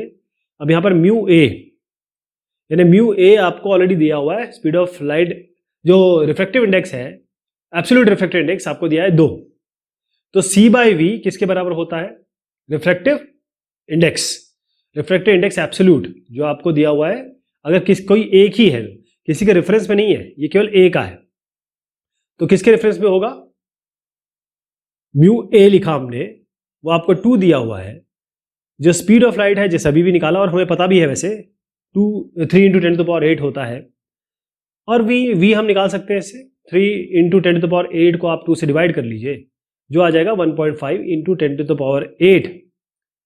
ये आपका इस स्पीड ऑफ लाइट हो गया इस मीडियम में, इस मीडियम जिसकी बात कर रहे हैं ए। स्पीसिएशन क्या होता है, स्पीसिएशन, ये भी रिपीट हो रहा है क्वेश्चन, स्पीशिएशन शब्द आया है स्पीशीज से। आप और आपकी जब शादी होगी तो आपके बच्चे होंगे, वो एक स्पीशीज होगी, फिर उनके बच्चे होंगे, एक स्पीशीज होगी, लेकिन जब देखिए चीजें बदलती रहती है, आपकी शक्ल आपके बच्चे से बराबर नहीं होती, बिल्कुल एकदम जैसी नहीं होती। तो होता यह है कि जब फॉर्मेशन होता है नए स्पीशीज का एग्जिस्टिंग स्पीशीज से, इसी को हम स्पेसिएशन कहते हैं। ये तब होता है जब हम कॉम्बिनेशन करते हैं, जब कॉम्बिनेशन इस तरीके से होता है जब पॉपुलेशन स्प्लिट हो जाती है अलग अलग स्पीशीज में, और ये रिप्रोडक्टिवली आइसोलेट हो जाती हैं एक दूसरे से। इस बेसिस पे अगर आप देखें, इसका अगर मैं मैकेनिज्म के हिसाब से इसका डिफरेंस क्रिएट करने की कोशिश करेंगे, तो स्पेसिएशन में ग्रेजुअल होता है, इंस्टेंटेनियस होता है। इसको हम एलोपैट्रिक और सिम्पैट्रिक, और भी इसके डिफ्रेंसिएशन किए गए हैं, पेरीपैट्रिक, पैरापैट्रिक। पहले जब कुछ चित्र दिखाऊंगा कि यहाँ पर नेचुरल सिलेक्शन के हिसाब से भी बनता है। कैसे? जैसे जो चोंच है वो बदल गई, वही चीज इस इंसेक्ट भी ईट कर रहा है, वही लकड़ी भी खोद रहा है। तो जैसे मैंने आपको बताया कि इसमें अलग अलग वर्गीकरण है। ओरिजिनल पॉपुलेशन आप देखिए, शुरुआत की सही स्टेक है सब में, फिर हर एक को आप कॉलम वाइज देखिए। इनिशियल स्टेप क्या था, बैरियर हुआ, नया नीके आ गया, नया नीके जो है वो उसके साथ जुड़ गया और एक जेनेटिक पॉलीमॉर्फिज्म हो गया, अंदर ही चेंज हो गया। फिर रिप्रोडक्टिव आइसोलेशन, जैसे मैंने आपको थ्योरी में बताया अभी, दो चीज़ अलग हो गई या फिर साथ में जुड़ गई साथ, और ये अंदर ही चेंज हो गया। उसके बाद नई डिस्टिंक्ट स्पीशीज आ गई, जब कुछ इक्विलिब्रियम मेंटेन हो गया, बराबरी हो गई, तब आपकी नई चीज बन गई। Biodegradable, non biodegradable waste should be discarded in 2 separate bins. Biodegradable degrade हो जाएंगे, नॉन बायोडिग्रेडेबल कभी भी, जैसे प्लास्टिक वगैरह मिलियन ऑफ ईयर में भी डिग्रेड नहीं होगी। होता क्या है, हमारे पास एक डस्टबिन होता है, हम एक पॉलिथीन लगा देते हैं उसके अंदर, नॉर्मली काला पॉलिथीन होता है। इसमें हम क्या करेंगे, कोई भी सामान, कोई भी चीज़ है वो इसमें हम डाल देंगे, चाहे खाने का वेस्ट हो, चाहे आपके प्लास्टिक वेस्ट हो, कुछ भी हो, हम इसमें डाल देते हैं, सब मिक्स हो जाता है, सब कुछ मिक्स हो गया। अब इसको हम पॉलिथीन बांध करके बाहर रख देते हैं, कोई ले जाता है। अब वेस्ट सेग्रीगेशन कैसे होगा, वेस्ट जो कचरा है उसका निस्तारण कैसे होगा? कई ऐसी चीज है जो रिसाइकल हो सकती है, कई ऐसा वेस्ट है जिसको हम मैन्योर या फर्टिलाइजर या कहें कंपोस्ट की तरह यूज कर सकते हैं। चीजें सड़ जाती हैं, कौन आदमी इसको अलग करेगा? सबसे बड़ी बात होती है अलग करने की बात, क्योंकि जो चीज यूज हो सकती है उसको हम इस तरीके से बना देते हैं कि उसका काम ये होता है बस जाके डंप कर दो कहीं पे, और फिर पहाड़ बन जाते हैं कचरे के। और वो सबसे बड़ी दिक्कत है, जो कचरा होता है हमें परेशान करता है, हमारे शरीर को परेशान करता है। तो इनको हटाना, सेपरेट करना, ड्राई और वेट वेस्ट को, कोई आदमी इसको अलग नहीं कर सकता, बहुत मुश्किल हो जाएगा। कौन करेगा? जैसे मैंने अभी आपको बताया। तो मेन चीज ये है कि समय से हो जाए, समय कम हो जाए और इन सब का उपयोग हो सके, संसाधनों का उपयोग ठीक से हो और उनका वेस्ट ना हो। तो ड्राई वेस्ट को डार में डालिए, वेट वेस्ट को वेस्ट में डालिए। वेस्ट सेग्रीगेशन सही से होगा तो ये आपके लिए, मेरे लिए नहीं, आगे जो जनरेशन आ रही है उनके लिए भी बहुत फायदा होगा।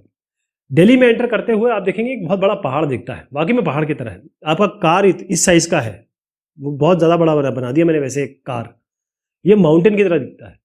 ये माउंटेन नहीं है, ब्राउन कलर का दिखाई देगा, ये वेस्ट है, ये कचरे का पहाड़ बन गया। उसके ऊपर आप बहुत सारे चील, गिद्ध और अलग अलग पक्षी उड़ते हुए देखेंगे, और फिर वो इधर उधर जाएंगे, गंदगी फैलाएंगे, और जहां उसके आसपास लोग रह रहे हैं वहां तो परेशानियां बढ़ी रही हैं। फ्रॉम द फॉलोइंग एलिमेंट्स, इसमें है आपका, ये आपको 4 एलिमेंट्स दिए हैं, इनमें से आपको बताना है बेरिलियम है और कैल्शियम है, एफ के, पोटेशियम वगैरह है, फ्लोरीन। आपको बताना है कि among given elements select the elements having one electron in the outermost shell। तो कौन से इसमें है जिनके आउटरमोस्ट में एक है, तो 19K जो है, क्योंकि 19 दिया हुआ है तो 2881, 18 28 10 10 18 18 1, तो एक इसमें बाहर है, मतलब एक इलेक्ट्रॉन आउटरमोस्ट शेल में। तो इस तरीके से लिखेंगे तो ज़्यादा अच्छा तरीका है। 2 elements of the same group, 2 element बताने हैं जो सेम ग्रुप के हैं, क्योंकि हमारे पास बेरिलियम और कैल्शियम 2 एलिमेंट है, बेरिलियम और कैल्शियम, और इनका सेम ग्रुप इसीलिए है ग्रुप 2 देखिएगा, क्योंकि दोनों के 2 इलेक्ट्रॉन है बाहरी शेल में, आउटरमोस्ट शेल में, 2 यहाँ 2 यहाँ। जो इलेक्ट्रॉनिक कॉन्फ़िगरेशन जैसे बेरिलियम का आप देख रहे हैं 2,2 है, और इलेक्ट्रॉनिक कॉन्फ़िगरेशन Ca कैल्शियम का 2882 है। इसके बाद है, ये हमने बता दिया 2 element. Right the formula and mention the nature of compound form by the union of K and X। X का दिया हुआ आपको 287, तो दोनों एलिमेंट K और X, उनकी वैलेंसी है 1, तो वैलेंसी 1 है, ये बनाएंगे इलेक्ट्रोवैलेंट कंपाउंड। कैसे, मैं आपको बताता हूँ। ये KX बनेगा, जैसे फॉर एग्जांपल KCl, अगर X क्लोरीन होता तो KX बन जाता, KCl। पहले आप समझिए कि जो एटॉमिक नंबर है एलिमेंट X का हमें मिला हुआ है ये 287। अब 287 में क्योंकि लास्ट में जब 4 से बड़ा होता है तो हम 8 में से माइनस करके वैलेंसी निकालते हैं, तो 8 - 7 करेंगे तो कितना आएगा, 1 इसकी वैलेंसी हो गई। अब एटॉमिक नंबर इसका K का 19 दिख रहा है आपको, इलेक्ट्रॉनिक कॉन्फ़िगरेशन इसका क्या होगा, 2881। ये हमने अभी फर्स्ट के आंसर में भी देखा 2881। तो कितने वैलेंस इलेक्ट्रॉन है, इसमें भी 1 वैलेंस इलेक्ट्रॉन है, यहाँ भी वैलेंसी आपकी 1 है। तो जो फॉर्मूला होगा कंपाउंड का, जो इससे बनेगा K और X से, ये बनेगा KX। जैसे मैंने बताया, ये इलेक्ट्रोवैलेंट कंपाउंड या आयोनिक नेचर का कंपाउंड बनेगा KX, आयोनिक या इलेक्ट्रोवैलेंट कंपाउंड बनेगा ये KX कंबाइन करके। What is sustainable management? Why is reuse considered better in comparison to recycle? तो सस्टेनेबल मैनेजमेंट क्या है, इसका सिंपल मतलब ये होता है कि आप जो रिसोर्सेज हैं, संसाधन हैं, इनका ऐसा उपयोग करें, मिनरल हो चाहे कोई भी आप नाम ले लीजिए, अब चाहे डिग्रेडेबल हो चाहे नॉन डिग्रेडेबल हो, जिस भी तरीके का आपका संसाधन हो, आप उसका ऐसा उपयोग करें, वो आज के लिए लिमिटेड रूप में आप इसका इस्तेमाल करें, समझदारी से सोच के, प्लान करके, ताकि आगे की हमारी जो जनरेशन आ रही है, आगे के ऑफस्प्रिंग जो हमारी आ रही है, आज ऐसे नहीं आपके बेटे या उसके बेटे, और भी आगे सोचिए, उनके पास वो रिसोर्सेस हों, वो ऐसा ना हो कि वो बेचारे उनके पास रिसोर्सेस ना हो।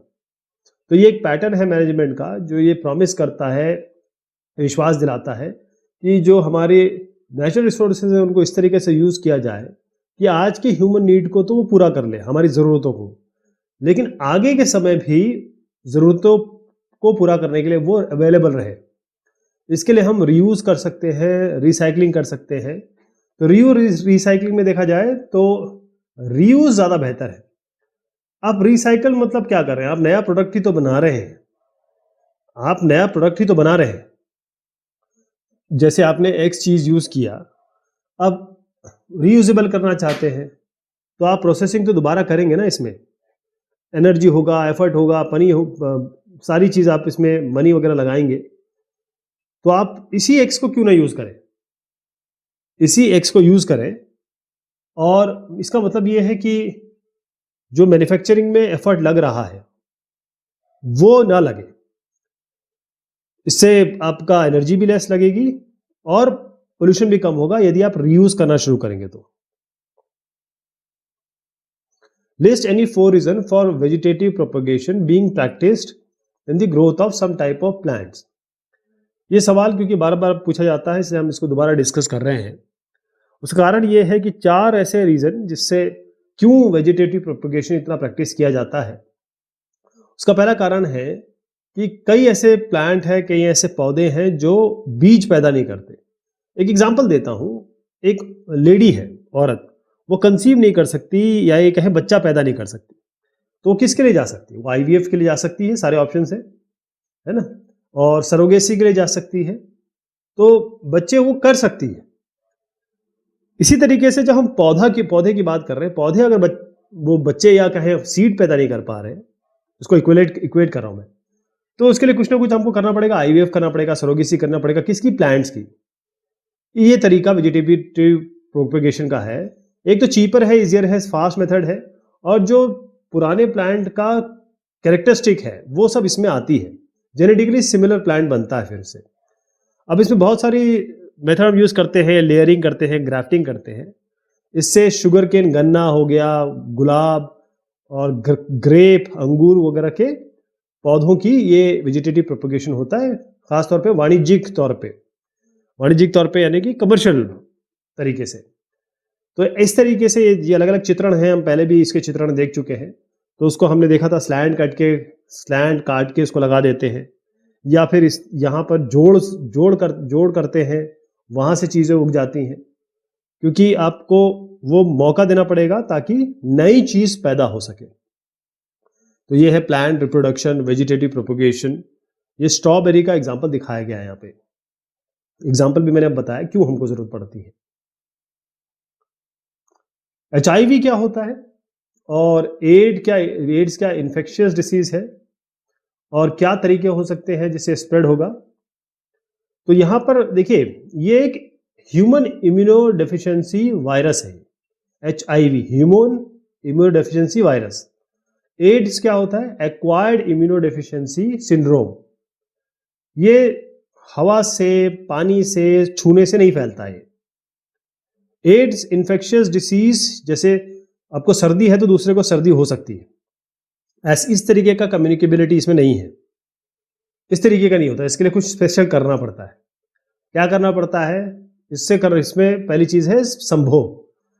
सेक्स अगर आप कर रहे हैं, इंटरकोर्स कर रहे हैं कि उसके साथ, ऐसे पार्टनर के साथ जो HIV पॉजिटिव है, आपके पास मल्टीपल पार्टनर है तो ज्यादा खतरनाक है। और चाहे कोई भी सेक्स करें, जो नॉर्मल सेक्स होता है, या वेजाइनल सेक्स करें, एनाल करें, या फिर ओरल जिसे कहते हैं, कोई HIV है तो आपको भी होने की संभावना है। अच्छा, माँ से बच्चे को पहुंचने की संभावना बहुत ज़्यादा बढ़ जाती है। और उसके बाद ब्लड ट्रांसफ्यूजन होता है, या फिर ब्लड आपने इंजेक्शन एक आदमी को लगाया, फिर दूसरे आदमी को लगा दिया, किसी एक को है तो दूसरे को हो जाएगा वो। तो यहाँ पर ये खतरनाक हो जाता है। खासतौर पे जो लोग ड्रग्स करते हैं, वो एक दूसरे का इंजेक्शन यूज़ करते हैं, उन लोगों के लिए तो बहुत जानलेवा है। तो इन सब चीज़ों से बचिए, ये सब बहुत खतरनाक है। सेक्स करिए, लेकिन ऐसा मत करिए कि मरने की नौबत आ जाए और इंजेक्शन वगैरह किसी और का उपयोग मत करिए, क्योंकि इससे इम्यून सिस्टम इतना खराब हो जाता है, बहुत तड़प तड़प के, तिल के आदमी मरता है, बहुत गंदी मौत होती है इसकी। बचिएगा थोड़ा, ऐसा कोई काम ना करें जिससे नुकसान हो आगे। आपको मॉलिक्यूलर फॉर्मूला लिखना है। 2 मेंबर्स जो होमोलोगस सीरीज के हैं, जिनका फंक्शनल ग्रुप है Cl। तो CH3Cl हो गया, C2H5Cl हो गया, ये Cl के लिए है। ये होमोलोगस सीरीज है, ये मॉलिक्यूलर फॉर्मूला है, 2 मेंबर्स होमोलोगस सीरीज जिसका Cl है। कभी कभी ये सवाल भी पूछा जाता है जिसमें CO है, तो इसका भी बता सकते हैं, CH3COOH3। एक सोल्यूशन मैंने यहाँ भी रख दिया है, ताकि अगर बाई चांस ये आ जाता है तो ये भी आप कर सकते हैं, CH3COOH3 और CH3COCH2CH3। ये Cl के लिए, ये CO के लिए। एक ऑब्जेक्ट है, हाइट इसकी 2.5 सेंटीमीटर है, ये 15 सेंटीमीटर पे है। अच्छा, ये जो सवाल है इसको देखिएगा, अगला सवाल जो है मैं इस पे सॉल्व करूंगा। तो ऑब्जेक्ट का जो हाइट है यहाँ मैं दिखा रहा हूँ 2.5 सेंटीमीटर, ये 15 सेंटीमीटर दूरी पर है ऑप्टिकल सेंटर से। कॉन्वेक्स लेंस भी है यहाँ पे, कॉन्वेक्स लेंस है ये, और इसकी ये 15 सेंटीमीटर की दूरी पे रखा हुआ है। ये बी और ओ के बीच में जो डिस्टेंस है वो 15 सेंटीमीटर है। इसके अलावा जो कन्वेक्स लेंस का फोकल लेंथ है वो 10 सेंटीमीटर है। तो यहाँ से यहाँ तक की दूरी है आपकी 10 सेंटीमीटर। आपको एक रे डायग्राम बनाना है ताकि आप पोजीशन बता सके, साइज बता सके, वो इमेज क्या बनेगी इसकी। ऑप्टिकल सेंटर दिखाना है, प्रिंसिपल फोकस दिखाना है, हाइट दिखाना है, जो इमेज बनेगी। तो ये 2.5 सेंटीमीटर जैसे मैंने आपको बताया, ये 15 सेंटीमीटर की दूरी पे है। फोकस इसका, फोकल लेंथ इसकी 10 सेंटीमीटर है इस लेंस की। ये ऑप्टिकल सेंटर है, यहाँ इमेज बन रही है 5 सेंटीमीटर की, 5 सेंटीमीटर की इमेज बन रही है। तो ये जो लाइन सीधी जा रही है, लाइन सीधी जा रही है, वो तो सीधी पहुंच जाएगी जो ऑप्टिकल सेंटर से जाती है। जो पैरेलल टू एक्सेस जा रही है वो फोकस से निकलती है। दोनों ये जुड़ेंगी तो ए डैश बी डैश करके इमेज बनेगी, और 5 सेंटीमीटर की है। इसका जो फॉर्मूला है या इसको सॉल्व करने का, क्योंकि ये मल्टीपल टाइम आया है, वो अभी मैं बताता हूँ आपको। तो साइज इमेज की 5 सेंटीमीटर है, 2f के आगे बनेगी। अब इस सवाल को देखिएगा, ये हम सॉल्व करेंगे, जो पिछले था उसी तरीके से है। तो ये ऑब्जेक्ट ऑलमोस्ट सिमिलर है, सेम चीज आपको करनी है। तो इसमें क्या है, ऑब्जेक्ट है, हाइट उसकी 4 सेंटीमीटर दी है। ये 4 सेंटीमीटर हाइट दिखा रहा हूं मैं, ऑब्जेक्ट सी और एफ के बीच में रखा हुआ है। तो 30 सेंटीमीटर ये ऑब्जेक्ट है जो दूरी पे रखा हुआ है, 4 सेंटीमीटर का लेंथ है इसकी, यहाँ से यहाँ तक 4 सेंटीमीटर है। अब 30 सेंटीमीटर की दूरी पर है ऑप्टिकल सेंटर इस लेंस के, कॉन्वेक्स लेंस है, और इसकी फोकल लेंथ दी गई है 20 सेंटीमीटर, 20 सेंटीमीटर। हमको रे डायग्राम बनाना है, क्या पोजीशन होगी इमेज की, क्या साइज होगा। और मैंने आपको बताया था कि ये कैसे आया था, मैंने कैसे बता दिया कि 30 सेंटीमीटर पे बनेगी, और कैसे इसका साइज है 5 सेंटीमीटर हो जाएगा। तो क्योंकि दोनों सवाल एकदम एग्जैक्टली सेम है कि नंबर इधर उधर हुए हैं, तो मैं यहाँ पर करके दिखाऊंगा आपके सामने, जो समझाऊंगा, जो आप पीछे से रिलेट करेंगे उसको आप खुद करेंगे। तो यहाँ क्या हो रहा है, एक रे डायग्राम आपको बना दिया गया, जैसे मैंने पिछला समझाया था बिल्कुल सेम वैसे ही है। ओ और एफ आपको मार्क करना है, और आपको रेशियो निकालना है जो साइज है इमेज का और साइज क्या है ऑब्जेक्ट का। तो ये बार बार आया है, रिसेंटली भी आया है। तो डायग्राम में दोबारा ले जाता हूँ। ये कॉन्वेक्स लेंस है आपका, ये ऑब्जेक्ट रखा हुआ है 4 सेंटीमीटर का, और 30 सेंटीमीटर दूरी पर है ये ओ से। एफ जो फोकल लेंथ है इस लेंस की वो है एफ, 20 सेंटीमीटर। तो 60 सेंटीमीटर कहाँ से आया, जैसे पहले क्वेश्चन में हमें 30 सेंटीमीटर मिला था, और यहाँ पर ये 8 सेंटीमीटर है। तो हम फॉर्मूला यूज करेंगे, हमें कन्वेंशन पता होने चाहिए। कन्वेंशन u जो है वो -30 सेंटीमीटर लिया हमने, f 20 सेंटीमीटर है क्योंकि कॉन्वेक्स लेंस है। हम लेंस फॉर्मूला यूज करेंगे 1/v - 1/u। तो यहाँ इससे हमें v मिल जाएगा 60 सेंटीमीटर, और जो 60 सेंटीमीटर यहाँ से आया है। मैग्नीफिकेशन कैसे आएगा, मैग्नीफिकेशन जो होता है वो v/u होता है, या फिर height of image by height of object होता है, height of image by height of object. तो यहाँ v की जगह v जो है आपका 60 है, u आपका -30 है। हाइट ऑफ इमेज हमको नहीं पता, लेकिन हाइट ऑफ ऑब्जेक्ट हमें 4 पता है। तो हाइट ऑफ इमेज क्या आएगा, -8 सेंटीमीटर। हमको नेगेटिव साइन देखना है। यहाँ पर नेगेटिव साइन क्या बता रहा है कि जो इमेज बन रही है वो इन्वर्टेड है और रियल भी है, एक्चुअल है। और जो रेशियो है साइज जो इमेज का है और साइज ऑब्जेक्ट का है वो है 8/4, ये आपका 2 है, 8/4 2। तो ये चीज़ आप एग्जैक्टली करेंगे, सेम सिमिलर करेंगे पीछे जो हमने सवाल किया उसकी तरीके। ओके, आपका 30 आएगा, और बाकी चीज़ें भी आपको इससे समझ में आ जाएगी कि पिछला वाला कैसे था, क्योंकि ये बार बार आता है, इसको करना पड़ेगा आपको। Draw a ray diagram to show the formation of image of an object place between infinity and the optical centre of a concave lens. इस बार बात हो रही है कॉनकेव लेंस की। कॉनकेव लेंस पहला पार्ट लेते हैं, फिर दूसरे पार्ट पे आएंगे हम लोग। तो पहला पार्ट ये कहता है कि हमको रे डायग्राम बनाना है जिसमें इमेज है, इमेज बनेगी और ऑब्जेक्ट रखा है इंफिनिटी और ऑप्टिकल सेंटर इसके दरमियान। ये है आपका कॉनकेव लेंस। इमेज ये कैसी बन रही है, ये ऑब्जेक्ट बन रहा है। ए बी हमारा मेन है, A B infinity optical centre के बीच में है, और जो ए डैश बी डैश बन रही है वो आपकी इमेज है। तो ऑप्टिकल सेंटर आपका O हो गया, F1 F हो गया, 2F1 आप देख रहे हैं। तो फोकस हो गया आपका ये इसके बीच में बन रही, फोकस और O के बीच में बन रही है image.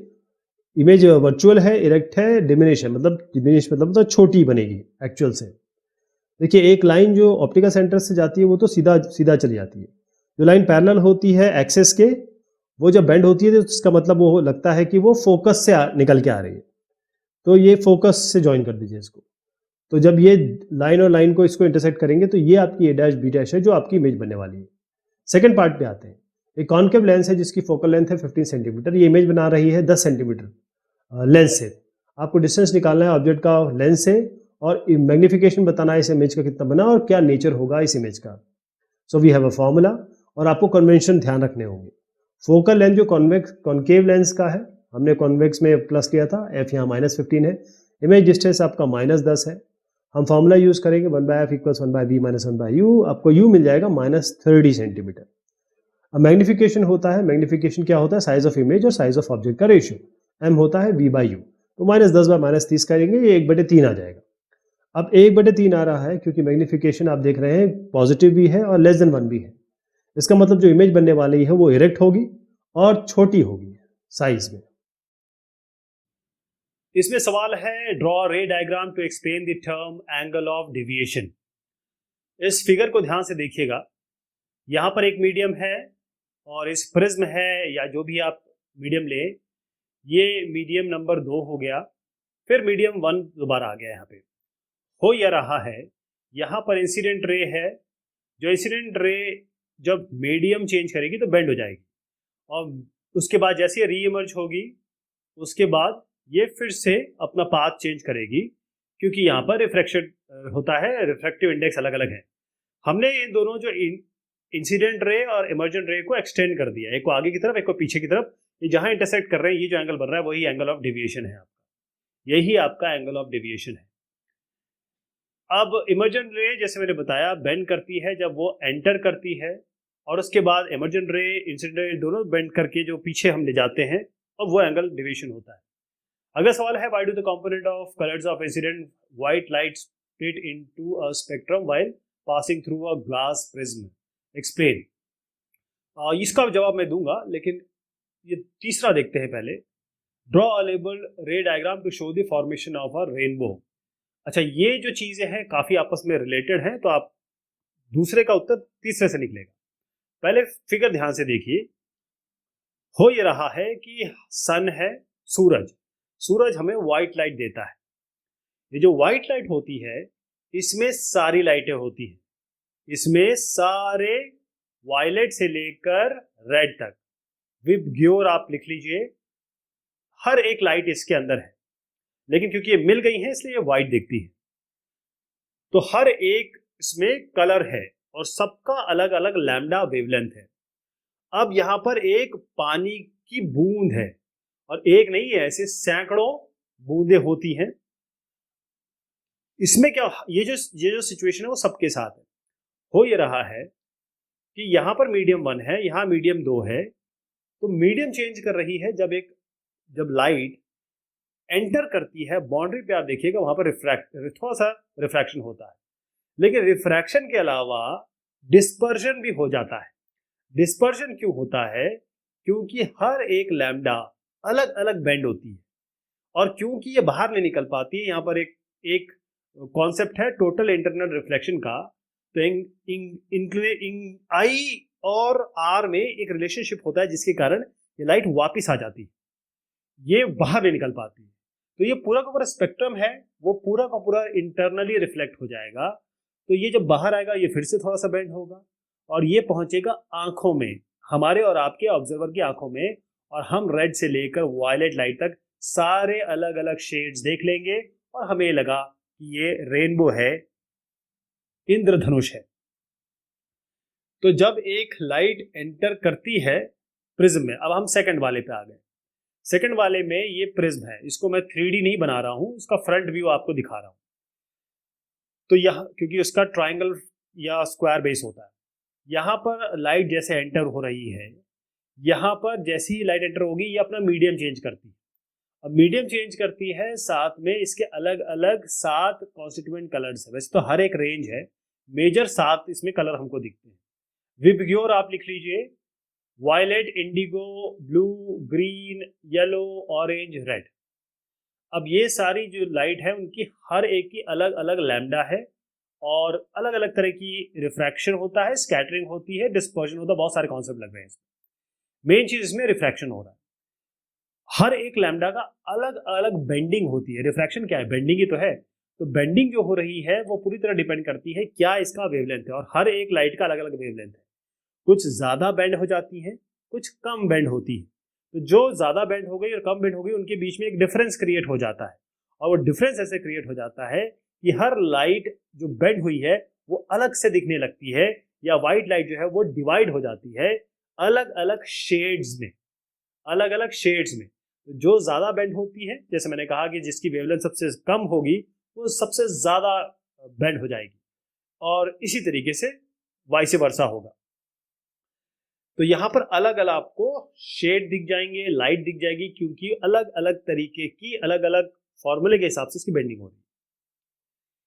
Draw a ray diagram to show the path of a refracted ray in each of the following cases. A ray of light incident on a concave lens. एक कॉनकेव लेंस है, उसमें तीन सवाल के 3 पार्ट है। जब एक light आएगी और वो पास हो रही है ऑप्टिकल सेंटर से, ये लेंस है और ये ऑप्टिकल सेंटर है, जब ये पास होगी ऑप्टिकल सेंटर से तो वो सीधी निकल जाएगी। कोई भी लेंस ले लीजिए आप, जब भी ऑप्टिकल सेंटर से लाइट गुजरेगी वो बिल्कुल पास कर जाएगी इसको, मतलब कोई डिविएशन नहीं होगा।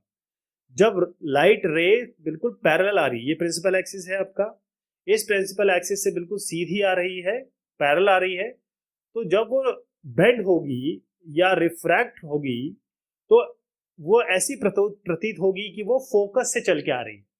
अगर उसको मैं बैकवर्ड एक्सटेंड कर दूं तो वो फोकस से आती हुई दिखाई देगी। और थर्ड है directed towards its principal focus, ये दूसरे का कन्वर्स है, उल्टा है। एक लाइट जो डायरेक्टेड है फोकस की तरफ, ऐसी लाइट आ रही है जो आगे बढ़ाएंगे तो फोकस की तरफ जाएगी, जब वो आएगी कॉन्केव लेंस पे तो वो सीधी हो जाएगी, वो बिल्कुल सीधी हो जाएगी। ये दोनों एक दूसरे के उलट हैं, कॉन्वर्स है। A person cannot read newspaper placed near than 15 centimeter from his eyes. Name the defect of vision he is suffering from. Draw a ray diagram to illustrate this defect.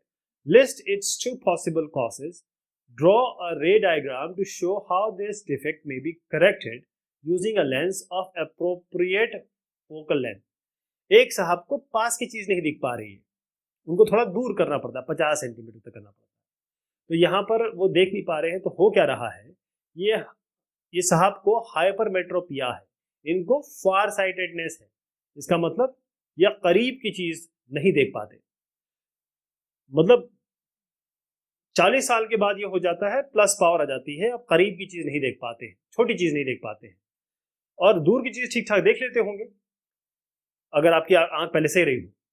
तो यहाँ पर यह होगा कि एक ऑब्जेक्ट है, यहाँ पर आपकी आई लेंस है, हमारी आंखों की लेंस है। जैसे ही ये लेंस कन्वर्ज करने की कोशिश करती है इनको, वो रेटिना पे नहीं हो पाती, मतलब इसका जो इमेज है वो रेटिना पे नहीं बनती है, बल्कि रेटिना से पीछे बनती है। वो बननी चाहिए रेटिना पे, तभी तो हमको दिखाई देगा, वो उसके पीछे जाती है तो ब्लरी इमेज आ जाती है। तो इसका कारण ये होता है, 2 कारण हो सकते हैं हाइपरमेट्रोपिया के। एक तो फोकल लेंथ आई का, आंखों का बहुत बड़ा ज्यादा है, या जो लेंथ है आईबॉल की वो कम हो गई। तो इसके लिए हम क्या यूज करेंगे, हम कॉन्वेक्स लेंस यूज करेंगे ताकि डिफेक्ट ठीक हो जाए। तो यहाँ पर क्या होगा कि लाइट्स का कन्वर्जेंस करेगा वो किस पे, रेटिना पे। वो सारी जो लाइट आ रही है, दो लेंस लग गए, एक आई लेंस जो नहीं कर पा रहा था लेकिन कॉन्वेक्स लेंस लगाया, तो अब वो जब आंखों की तरफ से पास हो रहा है तो वो इमेज रेटिना पे पड़ रही है। तो ये दोनों लेंस मिलकर ऐसे काम कर दे रहे हैं कि हमें रेटिना पे इमेज मिल जा रही है। अब यहाँ पर मैं आपको सोल्यूशन बता देता हूँ। 50 सेंटीमीटर है। अब हम ऐसे करते हैं कि इसकी हम एक फॉर्मूला यूज करेंगे। हमको यहाँ पर अपने कॉन्वेंशन यूज करने पड़ेंगे। अगर आप देखें कि ये 25 है, 25 सेंटीमीटर है, जहां से कन्वर्ज हो रही थी पीछे, हमने लगा दिया कॉन्वेक्स लेंस, ठीक, फोकल लेंथ इसका हमको निकालना है। तो यू हम -25 ले रहे हैं, वी आपको हर दिया ही हुआ है 50 सेंटीमीटर। फोकल लेंथ इसका निकालेंगे 50 सेंटीमीटर आएगा। आप 50 सेंटीमीटर पावर निकालना है तो 100 से 50 को डिवाइड कर दीजिए, तो आपका आ जाएगा 2 डायोप्टर। इतना पावर इनको लगेगी। State any 4 characteristics of the image of an object form by a plane mirror. अब एक दूसरा सवाल है, उसमें भी दूसरा पार्ट जो है इस सवाल का वो भी सेम सवाल है। सेम सवाल ये जो आप देख रहे हैं वही पहला सवाल है। तो यहां पर हम इन दोनों का एक साथ आंसर देंगे, उसके बाद हम ये क्वेश्चन लेंगे जो 30 सेंटीमीटर वाला, ये काफी बार रिपीट हुआ है। तो 4 कैरेक्टरिस्टिक या फीचर होंगे जो इमेज बनती है एक प्लेन मिरर से। आईना, ये ऑब्जेक्ट है, ये इमेज है। अब इमेज जो बनेगी वो आपकी बिल्कुल वर्चुअल होगी, रियल नहीं होगी। वो आप किसी स्क्रीन पे नहीं ला पाएंगे। जो इमेज बनेगी वो इरेक्ट होगी, बिल्कुल स्ट्रेट खड़ी होगी, उसी डायरेक्शन में होगी जिस डायरेक्शन में ऑब्जेक्ट है। इसका साइज दोनों का बिल्कुल एग्जैक्टली सेम होगा, यानी ए बी आप जो यहाँ देख रहे हैं और डी देख रहे हैं, दोनों का साइज सेम है। और इमेज जो बनेगी वो बिल्कुल बराबर डिस्टेंस में बनेगी। जो बीसी डिस्टेंस है वो सीडी डिस्टेंस के बराबर है, ये दोनों डिस्टेंस बराबर है। जो इमेज बनेगी वो लेटरली इन्वर्टेड होगी। आईने के सामने आप खड़े होंगे तो आपको दायां हाथ बायां हाथ दिखेगा, बायां हाथ दायां हाथ दिखेगा, तो दायां बायां हो जाता है, इसी को हम लेटरली इन्वर्जन कहते हैं। ठीक, तो ये 4 चीजें इसमें होगी, लेटरल इन्वर्जन इसमें लास्ट में जोड़ दीजिए। अब हम ये सवाल लेंगे, 4 कैरेक्टरिस्टिक्स अभी बता दी, वो आप उसके लिए लिखेंगे। एक ऑब्जेक्ट है जिसको 30 सेंटीमीटर पर रखा गया है, कॉन्वेक्स मिरर है, फोकल लेंथ इसका 15 सेंटीमीटर है। ध्यान रखिएगा जहां जहां लेंस लिखा है उसको मिरर कर दीजिएगा। अब आपको फोकल लेंथ है 15 सेंटीमीटर और एफ 15 सेंटीमीटर और डिस्टेंस जो इसका दिया हुआ है -30, कार बार नहीं है, लेस भी नहीं है, आप सीधा -30 करिए। v से निकल के आएगा आपका 10, साइन कन्वेंशन 15 और -30। आपको साइन कन्वेंशन बिल्कुल क्लियर होने चाहिए, तभी आप ये समझ पाएंगे। तो 1/v बराबर 1/f - 1/u। अब f को 15 रख रहे हैं, u को हम -30 रख रहे हैं, v हमारा 30 v आपका 10 सेंटीमीटर आ रहा है। इमेज की कैरेक्टरिस्टिक्स क्या होगी, चलिए एक बार और देख लेते हैं। इमेज जो है वो 10 सेंटीमीटर बनेगी मिरर से। मैग्निफिकेशन होगा इसका -v/u, तो आपका -10 / -30, 0.33 आ गया। इमेज डायरेक्ट है, वर्चुअल है, रियल इमेज इसमें नहीं बनती है। तो यहाँ पर कॉन्वेक्स मिरर है, ध्यान रखिएगा, मिरर की बात हो रही है, जहां जो लेंस है उसको आप चेंज करते हैं। अब एक इमेज बन रही है, image by a spherical mirror for all positions of the object placed in front of it is always erect and diminished. What type of mirror it is? Draw a label ray diagram to support your answer. तो इसमें एक convex mirror दिख रहा है आपको, ये हमेशा आपको इरेक्ट और डिमिनिश्ड इमेज बनाएगी। इरेक्ट मतलब बिल्कुल उसी तरह सीधी खड़ी रहेगी जैसे आपकी ऑब्जेक्ट है, और डिमिनिश्ड का मतलब होगा साइज कम होगा। ये इरेक्ट नहीं है, ये इन्वर्टेड है। ये इसे हम इरेक्ट कहते हैं, जैसे वो खड़ी है पोल, जैसे दूसरा पोल खड़ा होगा। अब डिमिनिश्ड का मतलब होता है छोटी बनेगी। जो भी ऑब्जेक्ट का पोजीशन हो, ये दोनों चीजें इसमें होनी है। एक एक करके मैं बताता हूं। पहली पोजीशन है, ऑब्जेक्ट रखा है पोल और इंफिनिटी के बीच में। ये एक हमने लाइट रे देखी जो एक स्ट्रेट जा रही है प्रिंसिपल एक्सिस के, वो जब मिरर से रिफ्लेक्ट होगी तो वो ऐसा लगेगा कि वो फोकस से आ रही है। तो ये फोकस में जोड़ दीजिए इस लाइन को, है ना, जो आपने सीधी बिल्कुल पैरेलल टू प्रिंसिपल एक्सिस भेजा। जब भी एक लाइट बिल्कुल सेंटर ऑफ कर्वेचर से पास होगी है तो वो स्ट्रेट जाएगी, या ये कहे बिल्कुल स्ट्रेट रिफ्लेक्ट हो जाएगी।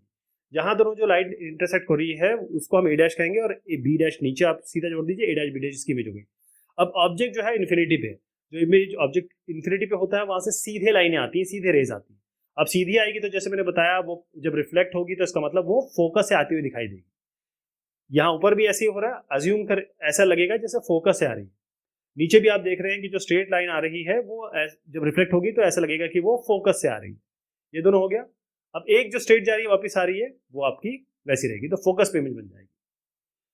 State the type of mirrors used in headlights, rear view mirrors in cars and motorcycles. Give reasons to justify your answer in each case. यहाँ पर आप चित्र में देखिए, यहाँ कॉन्वेक्स मिरर है। अगर आपको पीछे देखना है, साइड मिरर में देखना है, तो ये आपका रियर व्यू मिरर और साइड व्यू मिरर्स हैं। ये कॉन्वेक्स मिरर्स हैं आपके पीछे देखने के लिए, साइड में देखने के लिए रियर व्यू मिरर है। और ये कॉनकेव मिरर है। कॉनकेव मिरर यूज होता है जो हेडलाइट में यूज होता है, आपकी कार में हमेशा कॉनकेव मिरर आपकी हेडलाइट में, ध्यान रखिएगा। तो इसमें हम पहले हेडलाइट की बात करते हैं। कॉनकेव मिरर हम यूज करते हैं हेडलाइट की तरह, इसको हम रिफ्लेक्टर की तरह यूज करते हैं। बल्ब जो होगा वो फोकस पे रखा जाता है कॉनकेव मिरर के, ताकि जो लाइट रे आ रही है बल्ब से उसको हम कलेक्ट कर सकें और रिफ्लेक्शन के बाद हमको एक बिल्कुल बिल्कुल कॉन्सेंट्रेटेड स्ट्रॉन्ग बीम मिले। जब हम कॉन्वेक्स मिरर की बात कर रहे हैं यहाँ पर हम रियर व्यू में लगाते हैं। कॉन्वेक्स मिरर में बहुत कह रहा हूं आपको, यहाँ जो मैंने चित्र में भी दिखाया हुआ है, ये जो कॉन्वेक्स मिरर है यहाँ पर हम पीछे का देखने के लिए या साइड का देखने के लिए कार में, क्योंकि हमारे पीछे की तो आंखें नहीं होती है, इसलिए हमको इसका उपयोग करना पड़ता है जिससे गाड़ियां चलती है। तो जो बाकी व्हीकल्स है वो एक हमको बाकी की छोटी इमेज दिखाई देगी और काफी दूर तक दिखाई देगी, यानी कि डिमिनिश्ड और erect image. 2f convex lens के बाद डिमिनिश होगी और इरेक्ट होगी, और इससे क्या होगा कि बहुत बड़ा व्यू आपको मिल जाता है और आप छोटी सी इससे ज्यादा चीजें देख पाते हैं। Mention the type of mirrors used as rear view mirrors and shaving mirrors. List 2 reasons to justify your answers in each case. तो यहाँ पर ये मैंने आपको रियर व्यू मिरर बताया है, आप कार से पीछे देखना चाहते हैं। ये आपका सिक्योरिटी मिरर है, ट्रैफिक मिरर भी इसे कहते हैं, और ये इसको सवाल में पूछा नहीं गया लेकिन फिर भी मैंने दिखाया है। ये कॉन्वेक्स मिरर यहाँ यूज करते हैं। जो पीछे देखने के लिए रियर व्यू मिरर्स हैं वो कॉन्वेक्स मिरर्स होते हैं, और शेविंग मिरर आप में से कई लोगों ने दाढ़ी बनाना शुरू कर दिया होगा और वो कॉन्केव मिरर यूज करते हैं। तो रीजन क्या है रियर व्यू मिरर कॉन्वेक्स का? पहले चीज तो वर्चुअल इरेक्ट इमेज बनाते हैं और उनका फील्ड ऑफ व्यू ज्यादा होता है क्योंकि वो कर्व्ड होते हैं बाहर से, तो वो आपको ज्यादा व्यू मिल जाता है। कॉन्केव मिरर जैसे मैं आपको बता रहा था, शेविंग करने वाले लोग जो इमेज या कॉन्केव मिरर क्यों यूज करते हैं, क्योंकि इमेज जो होती है बड़ी होती है, मैग्नीफाई हो जाती है, तो आपको बिल्कुल क्लियर डिटेल चाहिए होता है जब आप दाढ़ी बना रहे होते हैं या शेविंग कर रहे होते हैं। इमेज जो होगी वो वर्चुअल होगी, इरेक्ट होगी, जब ऑब्जेक्ट को आप रखेंगे क्लोज टू मिरर के पास रखेंगे। यहां पर in the following ray diagram the correctly marked angles are, कौन से एंगल इसमें सही हैं? चलिए देखते हैं। इसमें पहला तो आई बिल्कुल सही बन रहा है, आई इमर्जेंस भी सही है, इंसिडेंस। डी आपका एंगल ऑफ डिविएशन भी सही है, और आर ये भी आपका सही है, एंगल ऑफ रिफ्रैक्शन, तो ये भी आपका सही है, सारे के सारे सही है। तो इसमें डी उत्तर कर दीजिए इसका। तो इसको मैं फिर से आपको बता देता हूं, एक एक डायग्राम से देखते हैं। ये एंगल जो है नॉर्मल मतलब सरफेस के परपेंडिकुलर, और इंसिडेंट रे वो एंगल ऑफ इंसिडेंट होता है जो आप यहाँ देख रहे हैं। एंगल जो नॉर्मल है दूसरे सरफेस का और इमेजेंट रे उसके बीच का जो एंगल होता है इमर्जेंट रे होता है। और जो करेक्टली मार्क एंगल है आई है, ई है, डी भी सही है, आर भी सही है। तो आर ए डी सभी सही है इसमें, तो ठीक। After tracing the path of a ray of light through a glass prism, a student marked the angle of incidence, angle of refraction, angle of emergence and the angle of deviation as shown in the diagram. The correctly marked angles are, तो इसमें कौन कौन से सही है? इसमें दो इधर उधर हो गए, डी और आर। डी नीचे आना चाहिए, आर ऊपर जाना चाहिए, मतलब अभी हमने जस्ट पहले अभी देखा पिछले इसमें, तो मैं फिर से इसको हम देखते हैं, समझाने की कोशिश करूंगा। पहले आंसर बी है इसका, ये समझ लीजिएगा। पहले आप देखिए कि आई और ई करेक्ट है, आर और डी इन्होंने घालमेल कर दिया है, आर नीचे आएगा, डी ऊपर जाएगा, ये साहब ने, तो आप तो ऊपर नीचे कर दीजिएगा इसको। देखिए पी ई जो आप देख रहे हैं लाइट, उसे हम इंसिडेंट रे कहते हैं। ई एफ जो है उसे हम कहते हैं रिफ्लेक्टेड रे। एफ एस जो लाइन दिख रही है वो इमर्जेंट रे है। ये जो एंगल आपका आई है, आई एंगल ऑफ इंसिडेंस है, वन कहें इसको, आर है एंगल ऑफ रिफ्लेक्शन, और एंगल ऑफ ई जो है वो एंगल ऑफ इमर्जेंस है। ये जो एंगल आप देख रहे हैं डी एंगल ऑफ डेविएशन है, और angle of A angle of आपका प्रिज्म है, angle of A angle of the prism. After tracing the path of rays of light through a glass slab for 3 different angles of incidence, पहले आपको ये मैं थोड़ा समझाऊंगा यहाँ पे, ना ग्लास स्लैब वाली चीज हम समझेंगे। After tracing the path of rays light through a glass slab for 3 different angles of incidence, a student measured the, देखिए एंगल ऑफ इंसिडेंस ये हो गया जो पहला कॉलम में है। The student measured corresponding values angle of refraction, ये दूसरा कॉलम है आर है, मैं इसको अभी आर लिखने वाला हूँ, ये एंगल आई दो नहीं है, ये आर है। And the angle of emergence E is recorded them in the table. तो पहला कॉलम आई, दूसरा कॉलम आर, तीसरा कॉलम ई। आपको बताना है करेक्ट ऑब्जर्वेशन कौन कौन से, सही ऑब्जर्वेशन कौन कौन से, पहला है, दूसरा है, तीसरा कौन सा है, या दो हैं या तीनों हैं, कैसे। पहले मैं आपको बताऊं कि इसका उत्तर जो है डी है, और उत्तर मतलब सारे ही सही है, सारे ही सही है। तो यहाँ पर रूल देखिएगा, जो रूल है उस हिसाब से हम चयन करेंगे। पहले यहाँ पर आप देख रहे हैं इस ग्लास स्लैब, यहाँ पर एक लाइन आ रही है नॉर्मल के साथ, आई एंगल बना रही है इंसिडेंट रे, इसको आई कहेंगे। फिर ये थोड़ा रिफ्लेक्ट होगा, बेंड होगा, ये रिफ्लेक्ट एंगल हो गया। फिर ये बाहर निकलेगा तो नॉर्मल के साथ जो एंगल बनाएगा वो होगा ई, ये ई बनेगा। तो यहाँ पर आई ई, और आई और ई, आई की लाइन को बढ़ा दीजिए, मतलब इंसिडेंट को बढ़ा दीजिए, इमर्जेंट को बना दीजिए, उनके बीच में जो डिस्टेंस है उसको हम कहते हैं लेटरल। अभी ये आने वाला है, ये सवाल अभी आएगा। तो यहाँ पर कुछ कंडीशंस है, पहले आप समझिए। कंडीशन ये है, जो होल्ड होनी चाहिए, जो ट्रू होनी चाहिए, एंगल ऑफ इंसिडेंस और angle of E, angle of emergence या तो बराबर हो या बिल्कुल तकरीबन करीब हो। ये 30 और ये 30 दोनों देख रहे हैं आप यहाँ पर। एंगल ऑफ रिफ्रैक्शन जो होगा वो बढ़ता है जब इंसिडेंट एंगल को आप बढ़ाएंगे। तो ऑब्जर्वेशन हमको क्या, यहाँ पर कौन से ऐसे ऑब्जर्वेशन जो हमें मिल रहे हैं, एक लाइट रे जब पास हो रही है ग्लास स्लैब से, पहली चीज तो ये है एंगल आई और एंगल ई, पहला कॉलम और तीसरा कॉलम, इस पहला कॉलम तीसरा कॉलम ऑलमोस्ट इक्वल होने चाहिए। और एंगल आर जो है वो एंगल आर का कॉलम सेकंड है, वो कम होना चाहिए एंगल आई से। ठीक, दो चीजें, एंगल ऑफ रिफ्रैक्शन बढ़ता है जब आप इंसिडेंट एंगल को बढ़ाते हैं। तो आप इसकी पॉसिबिलिटी एक एक करके देखेंगे। ये पहला कॉलम आपका 30 और एंगल ऑफ इमरजेंस हो गया, ये मैं बता रहा था एंगल ऑफ आर है। तो एंगल पहले ऑब्जर्वेशन का आई और ई दोनों बराबर बराबर है, 30-31 इक्विवेलेंट कह सकते हैं। दूसरे में ये एंगल ऑफ इंसिडेंस ई दूसरे में भी 40-40 बराबर है, और तीसरे में 50 और 49 ऑलमोस्ट सिमिलर है। तो ये पहली कंडीशन तो ट्रू हो गई। अब आइए आप दूसरी कंडीशन पे, आर आई से कम होना चाहिए, 20-30 से कम है, 25-40 से कम है, 31-50 से कम है। तो तीनों में सेम सिमिलर कंडीशन, तो सही हो गए सारे के सारे। After tracing the path of a ray of light passing through a rectangular glass slab for 4 different values of angle of incidence, a student reported his observations in tabular form as given below. तो इसमें बिल्कुल same चीज दी हुई है, आपको इसमें best observation बताना है। और बेस्ट ऑब्जर्वेशन ये है, ध्यान रखिएगा कि हम ग्लास की बात कर रहे हैं, ये फिगर मैंने आपको समझा दिया, ये ध्यान रखिएगा ग्लास जो दिख रहा है आपको, इसका रिफ्रैक्टिव इंडेक्स होता है 1.5। एंगल ऑफ इंसिडेंस बराबर ऑलमोस्ट बराबर होना चाहिए एंगल ऑफ इमरजेंस से, पहली चीज ये दिमाग में रखेंगे। दूसरी चीज दिमाग में रखेंगे कि एंगल ऑफ इंसिडेंस जो होगा वो हमेशा एंगल ऑफ रिफ्रैक्शन से बड़ा होगा, यही कहेंगे एंगल ऑफ रिफ्रैक्शन आई से कम होगा। ठीक, इसमें देखिए सारी कंडीशन सब सारी मीट कर रहे हैं, मतलब सारे जो पहला कॉलम, पहला रो, थर्ड, सिर्फ चौथे रो तक देख लीजिए, सारे के सारे इसमें सही हो रहे हैं। तो इन्होंने कहा आपको अपना ऑब्जर्वेशन इसमें बताना है, तो हम कैसे करेंगे, पिछले बार तो हमने कहा सभी सही है। यहाँ पर मसला ये है कि आप आएंगे रिफ्रैक्टिव इंडेक्स पे। ठीक, रिफ्रैक्टिव इंडेक्स ग्लास का होता है 1.5, रिफ्रैक्टिव इंडेक्स ग्लास का 1.5 होता है। तो कैसे मिलेगा आपको, देखिए अगर आप म्यू जो रिफ्रैक्टिव इंडेक्स होता है कैसे निकलते हैं, वो sine i by sine r होता है, sine i by sine r. तो साइन आई, यहाँ पर साइन आई आप साइन 30 रखिए, साइन आर रखे साइन 19 रखिए, sine i by sine r, ये साइन 30 बाय साइन 19 रखेंगे, आपको मिलेगा 1.5। ये तभी मिल सकता है पहले केस में, बाकी केसेस में आपको नहीं मिलेगा, और बाकी केसेस में नहीं मिलेगा, इसलिए बेस्ट सॉल्यूशन है। साइन 40 बाय साइन 28 आपको नहीं देगा।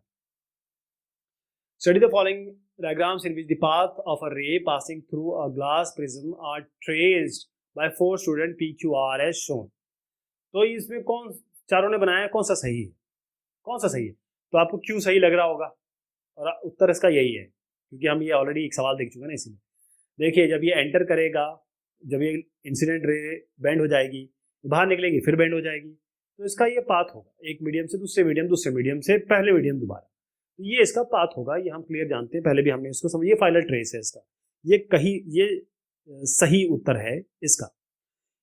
जो लाइट आ रही है इंसिडेंट, जो ग्लास प्रिज्म है, वो पहले एक मीडियम से जा रही है और उसके बाद इसको बेंडिंग मिलेगी, उसके बाद जैसे वो बाहर निकल रही है फिर से बेंडिंग मिल रही है, तो पहले वो मतलब अवे फ्रॉम द नॉर्मल जाएगी जब बाहर निकलेगी, और फिर करीब आएगी, तो पहले में वो करीब आएगी, उसमें बाहर निकलेगी तो दूर जाएगी। सेम क्वेश्चन आप जो पिछला सवाल था उसमें आप उसको उलट दीजिए, अगर आपने हाथ में पकड़ा हुआ अपना हाथ उसको उलट दीजिए, आप देखेंगे एग्जैक्टली इसी तरीके से बन जाएगा, है ना। इसको अप टर्न कर दीजिए, बिल्कुल सेम बनेगा। तो सी इसका सही आंसर है। ठीक, क्लियर आपको दिख रहा है, सी इसका उत्तर है। केवल आपने अप टर्न किया है। तो यहाँ पर चारों जो सवाल है, चारों जो है चार लोगों ने अलग अलग बनाए, आपको बताना कौन सा सही है। आपको क्लियर दिख रहा है कि ये सी है क्योंकि वो उसका उल्टा ही है। और इसके लिए बिल्कुल सेम लॉजिक लगेगा कि लाइट जब आएगी, जब रेयर मीडियम से डेंसर मीडियम में आएगी तो नॉर्मल के करीब जाएगी वो, है ना, नॉर्मल के करीब जाएगी। और जैसे ही वो बाहर आएगी, जब डेंसर मीडियम से रेयर मीडियम में जाएगी तो वो उससे नॉर्मल से दूर जाएगी, तो इसलिए इस तरीके से बेंडिंग होगी। तो तीसरी जो है कंडीशन सी, ये फुलफिल कर रहा है, ये बता रहा है कि हाँ भाई सही हो रहा है। एक स्टूडेंट है, वो ट्रेस करता है path of a ray of white light through a rectangular glass slab and marks the angle of incidence I and refraction and emergence like this as shown. Which angles or angle has not marked correctly? तो देखिए इसमें clear दिख रहा है, angle जो होता है आई और आर वो गलत हो गया। एंगल आई जो होता है वो एंगल होता है नॉर्मल और इंसिडेंट रे के बीच, इसलिए सी इसका सही आंसर है, जो मतलब उन्होंने गलत कर दिया है आई और ई। और एंगल ऑफ इंसिडेंस और इमरजेंस दोनों गलत हैं, क्योंकि एंगल ऑफ आई जो होता है वो नॉर्मल और इंसिडेंट रे के बीच में होता है। वो देखिए मैं इसको करके दिखाता हूँ। यहाँ पर एक नॉर्मल है, नॉर्मल हमारी इमेजिनरी होती है। यहाँ पर लाइट आ रही है तो रिफ्लेक्टेड होगी, फिर यहाँ से बाहर निकलेगी। तो ये एंगल जो होता है वो नॉर्मल और इंसिडेंट रे के बीच में हो रहा है, ये होता है आई। ना जो इन्होंने किया है वो ये आई बना दिया है, ये गलत हो गया, ये सही है। तो आई यहाँ होना चाहिए। इसी तरीके से यहाँ पर भी थोड़ी गलती हो गई है, गलतियों से इंसान सीखता है। ई यहाँ पर होगा, ई ये नहीं होगा, नॉर्मल से एंगल बनेगा। आई और ई साहब ने गलत कर दिया, अगली बार वो सही कर देंगे। The correct sequence of angle of incidence, angle of emergence, angle of refraction and lateral displacement वो आपको बताना है। तो आपको 1 2 3 4 आपको दिया है, आपको बताना है कि एंगल ऑफ इंसिडेंस कौन सा है। इस तरीके से पहला वाला 2 है, ये एंगल ऑफ इंसिडेंस है। एंगल ऑफ इंसिडेंस हो गया, इंसिडेंट रे और नॉर्मल के बीच में बन रहा है, परपेंडिकुलर के बीच में बन रहा है, सरफेस के परपेंडिकुलर उसे नॉर्मल कहते हैं। अब आपके पास आएगा एंगल 1, एंगल ऑफ 1 है, एंगल ऑफ इमरजेंस है, यही तो है क्वेश्चन में। देखिए ये एंगल, ये 1 हो गया, एंगल ऑफ इमरजेंस 1 हो गया। उसके बाद तीसरा हमको निकालना है एंगल ऑफ रिफ्रैक्शन। तो एंगल ऑफ इमरजेंस जो है वो आपकी इमरजेंट रे और नॉर्मल के बीच में बन गया था 1, तो पहले 2 हो गया फिर 1 हो गया, तो बी और डी में कुछ भी हो सकता है। अब आइए तीसरे पे, angle of refraction. Angle of refraction क्या है, जो रिफ्रैक्टेड रे और नॉर्मल के बीच में बनेगा, रिफ्रैक्टेड रे और नॉर्मल के बीच में, ये हो गया। तो 2 1 4 ये आ गया। अब ये मतलब क्लियर दिख रहा है, बी सही हो गया। अब आखिरी में आ जाए लेटरल डिस्प्लेसमेंट, जो इमर्जेंट, जो लाइट आ रही है और जो निकल रही है उनके बीच में जो थोड़ा सा डेविएशन हो गया उसे हम लेटरल डिस्प्लेसमेंट कहते हैं, वो 3 हो गया एंगल। तो 2 1 3 4 इसका सीक्वेंस हो गया। मैं इसको दोबारा बताता हूँ आपको, ये 2 हो गया, ये 1 हो गया, ये 4 हो गया, ये 3 हो गया। ये सीक्वेंस में जैसे सवाल पूछा गया उस तरीके से लिखना था। A student focused the sun rays using an optical device X on a screen S as shown यहाँ पर। From this it may be concluded that the device X is, device X क्या है? अब एक डिवाइस ऐसा है इनका, मैं बना के दिखा दे रहा हूँ, कॉन्वेक्स लेंस है ये। इन्फिनिटी से लाइट आ रही है, इन सबको ये एक पॉइंट पे कन्वर्ज कर देता है। और ये कौन करता है? ये कॉन्वेक्स लेंस करता है ना। तो कॉन्वेक्स लेंस करता है। अब इसमें देखिएगा कि जो प्लेन की दूरी है या मिरर, ये जो ऑब्जेक्ट रखा है उसकी दूरी कितनी है? 20 सेंटीमीटर। और वो यहाँ पर फोकस पे कन्वर्ट करता है, तो कॉन्वेक्स लेंस है, फोकल लेंथ इसका 20 सेंटीमीटर है। क्यों? क्योंकि ये यहाँ से यहाँ तक जो दूरी है 20 सेंटीमीटर है, जो आपको यहाँ पर सवाल में जो दिया है उससे भी दिख रहा है आपको। तो लाइट रेज इन्फिनिटी से आ रही हैं, कन्वर्ज हो जा रही हैं फोकल पॉइंट पे, जो कॉन्वेक्स लेंस कर पा रहा है। तो फोकल लेंथ कॉन्वेक्स लेंस का वो 20 सेंटीमीटर, जो कि दूरी भी आपको दिख रही है। करेक्ट ऑप्शन आपका सी हो गया। एक स्टूडेंट फोकस बिल्कुल सेम सही है, सेम सवाल है। स्टूडेंट फोकस द से image of distant object using a device x on a white screen S as shown in figure. If the distance of the screen from the device is 40 centimeters, select the correct statement from the device. 40 centimetre मैंने अब जो आपको logic बताया था बिल्कुल same वही apply करेंगे, आपको आंसर क्लियर दिख रहा है। देखिए यहाँ पर एक लेंस है, कॉन्वेक्स लेंस, और वहां से इन्फिनिटी से लाइट आ रही है, इन्फिनिटी से रेज जो है इसको वो कन्वर्ज कर देता है किस पॉइंट पे, फोकस पे। तो फोकल लेंथ इसकी क्या है, 40 सेंटीमीटर। क्यों? क्योंकि कॉन्वेक्स लेंस 40 सेंटीमीटर उस फोकस पॉइंट से डायग्राम में दिख रहा है। तो इसका उत्तर क्या हो जाएगा, जो एक कॉन्वेक्स लेंस और 40 सेंटीमीटर उसका फोकल लेंथ है। तो जो इमेज फोकस हो रही है उस डिवाइस में, पहले तो डिवाइस क्लियर हो गया कि आपका लेंस होगा, मिरर नहीं हो सकता। और उसके बाद कॉन्वेक्स लेंस ये हमेशा इमेज बनाता है डिस्टेंस ऑब्जेक्ट का, जब अपने फोकस पे जब स्ट्रेट लाइन आती है तो जो डिवाइस है वो कॉन्वेक्स लेंस ही होना चाहिए, जो मैंने आपको फिगर में भी बताया, जो मैंने पिछले सवाल में भी चर्चा की। और फोकल लेंथ जो है इसका 40 सेंटीमीटर होगा, जो आप डिस्टेंस पे भी देख रहे हैं क्योंकि वो जाके फोकस पे जाके लग जाता है।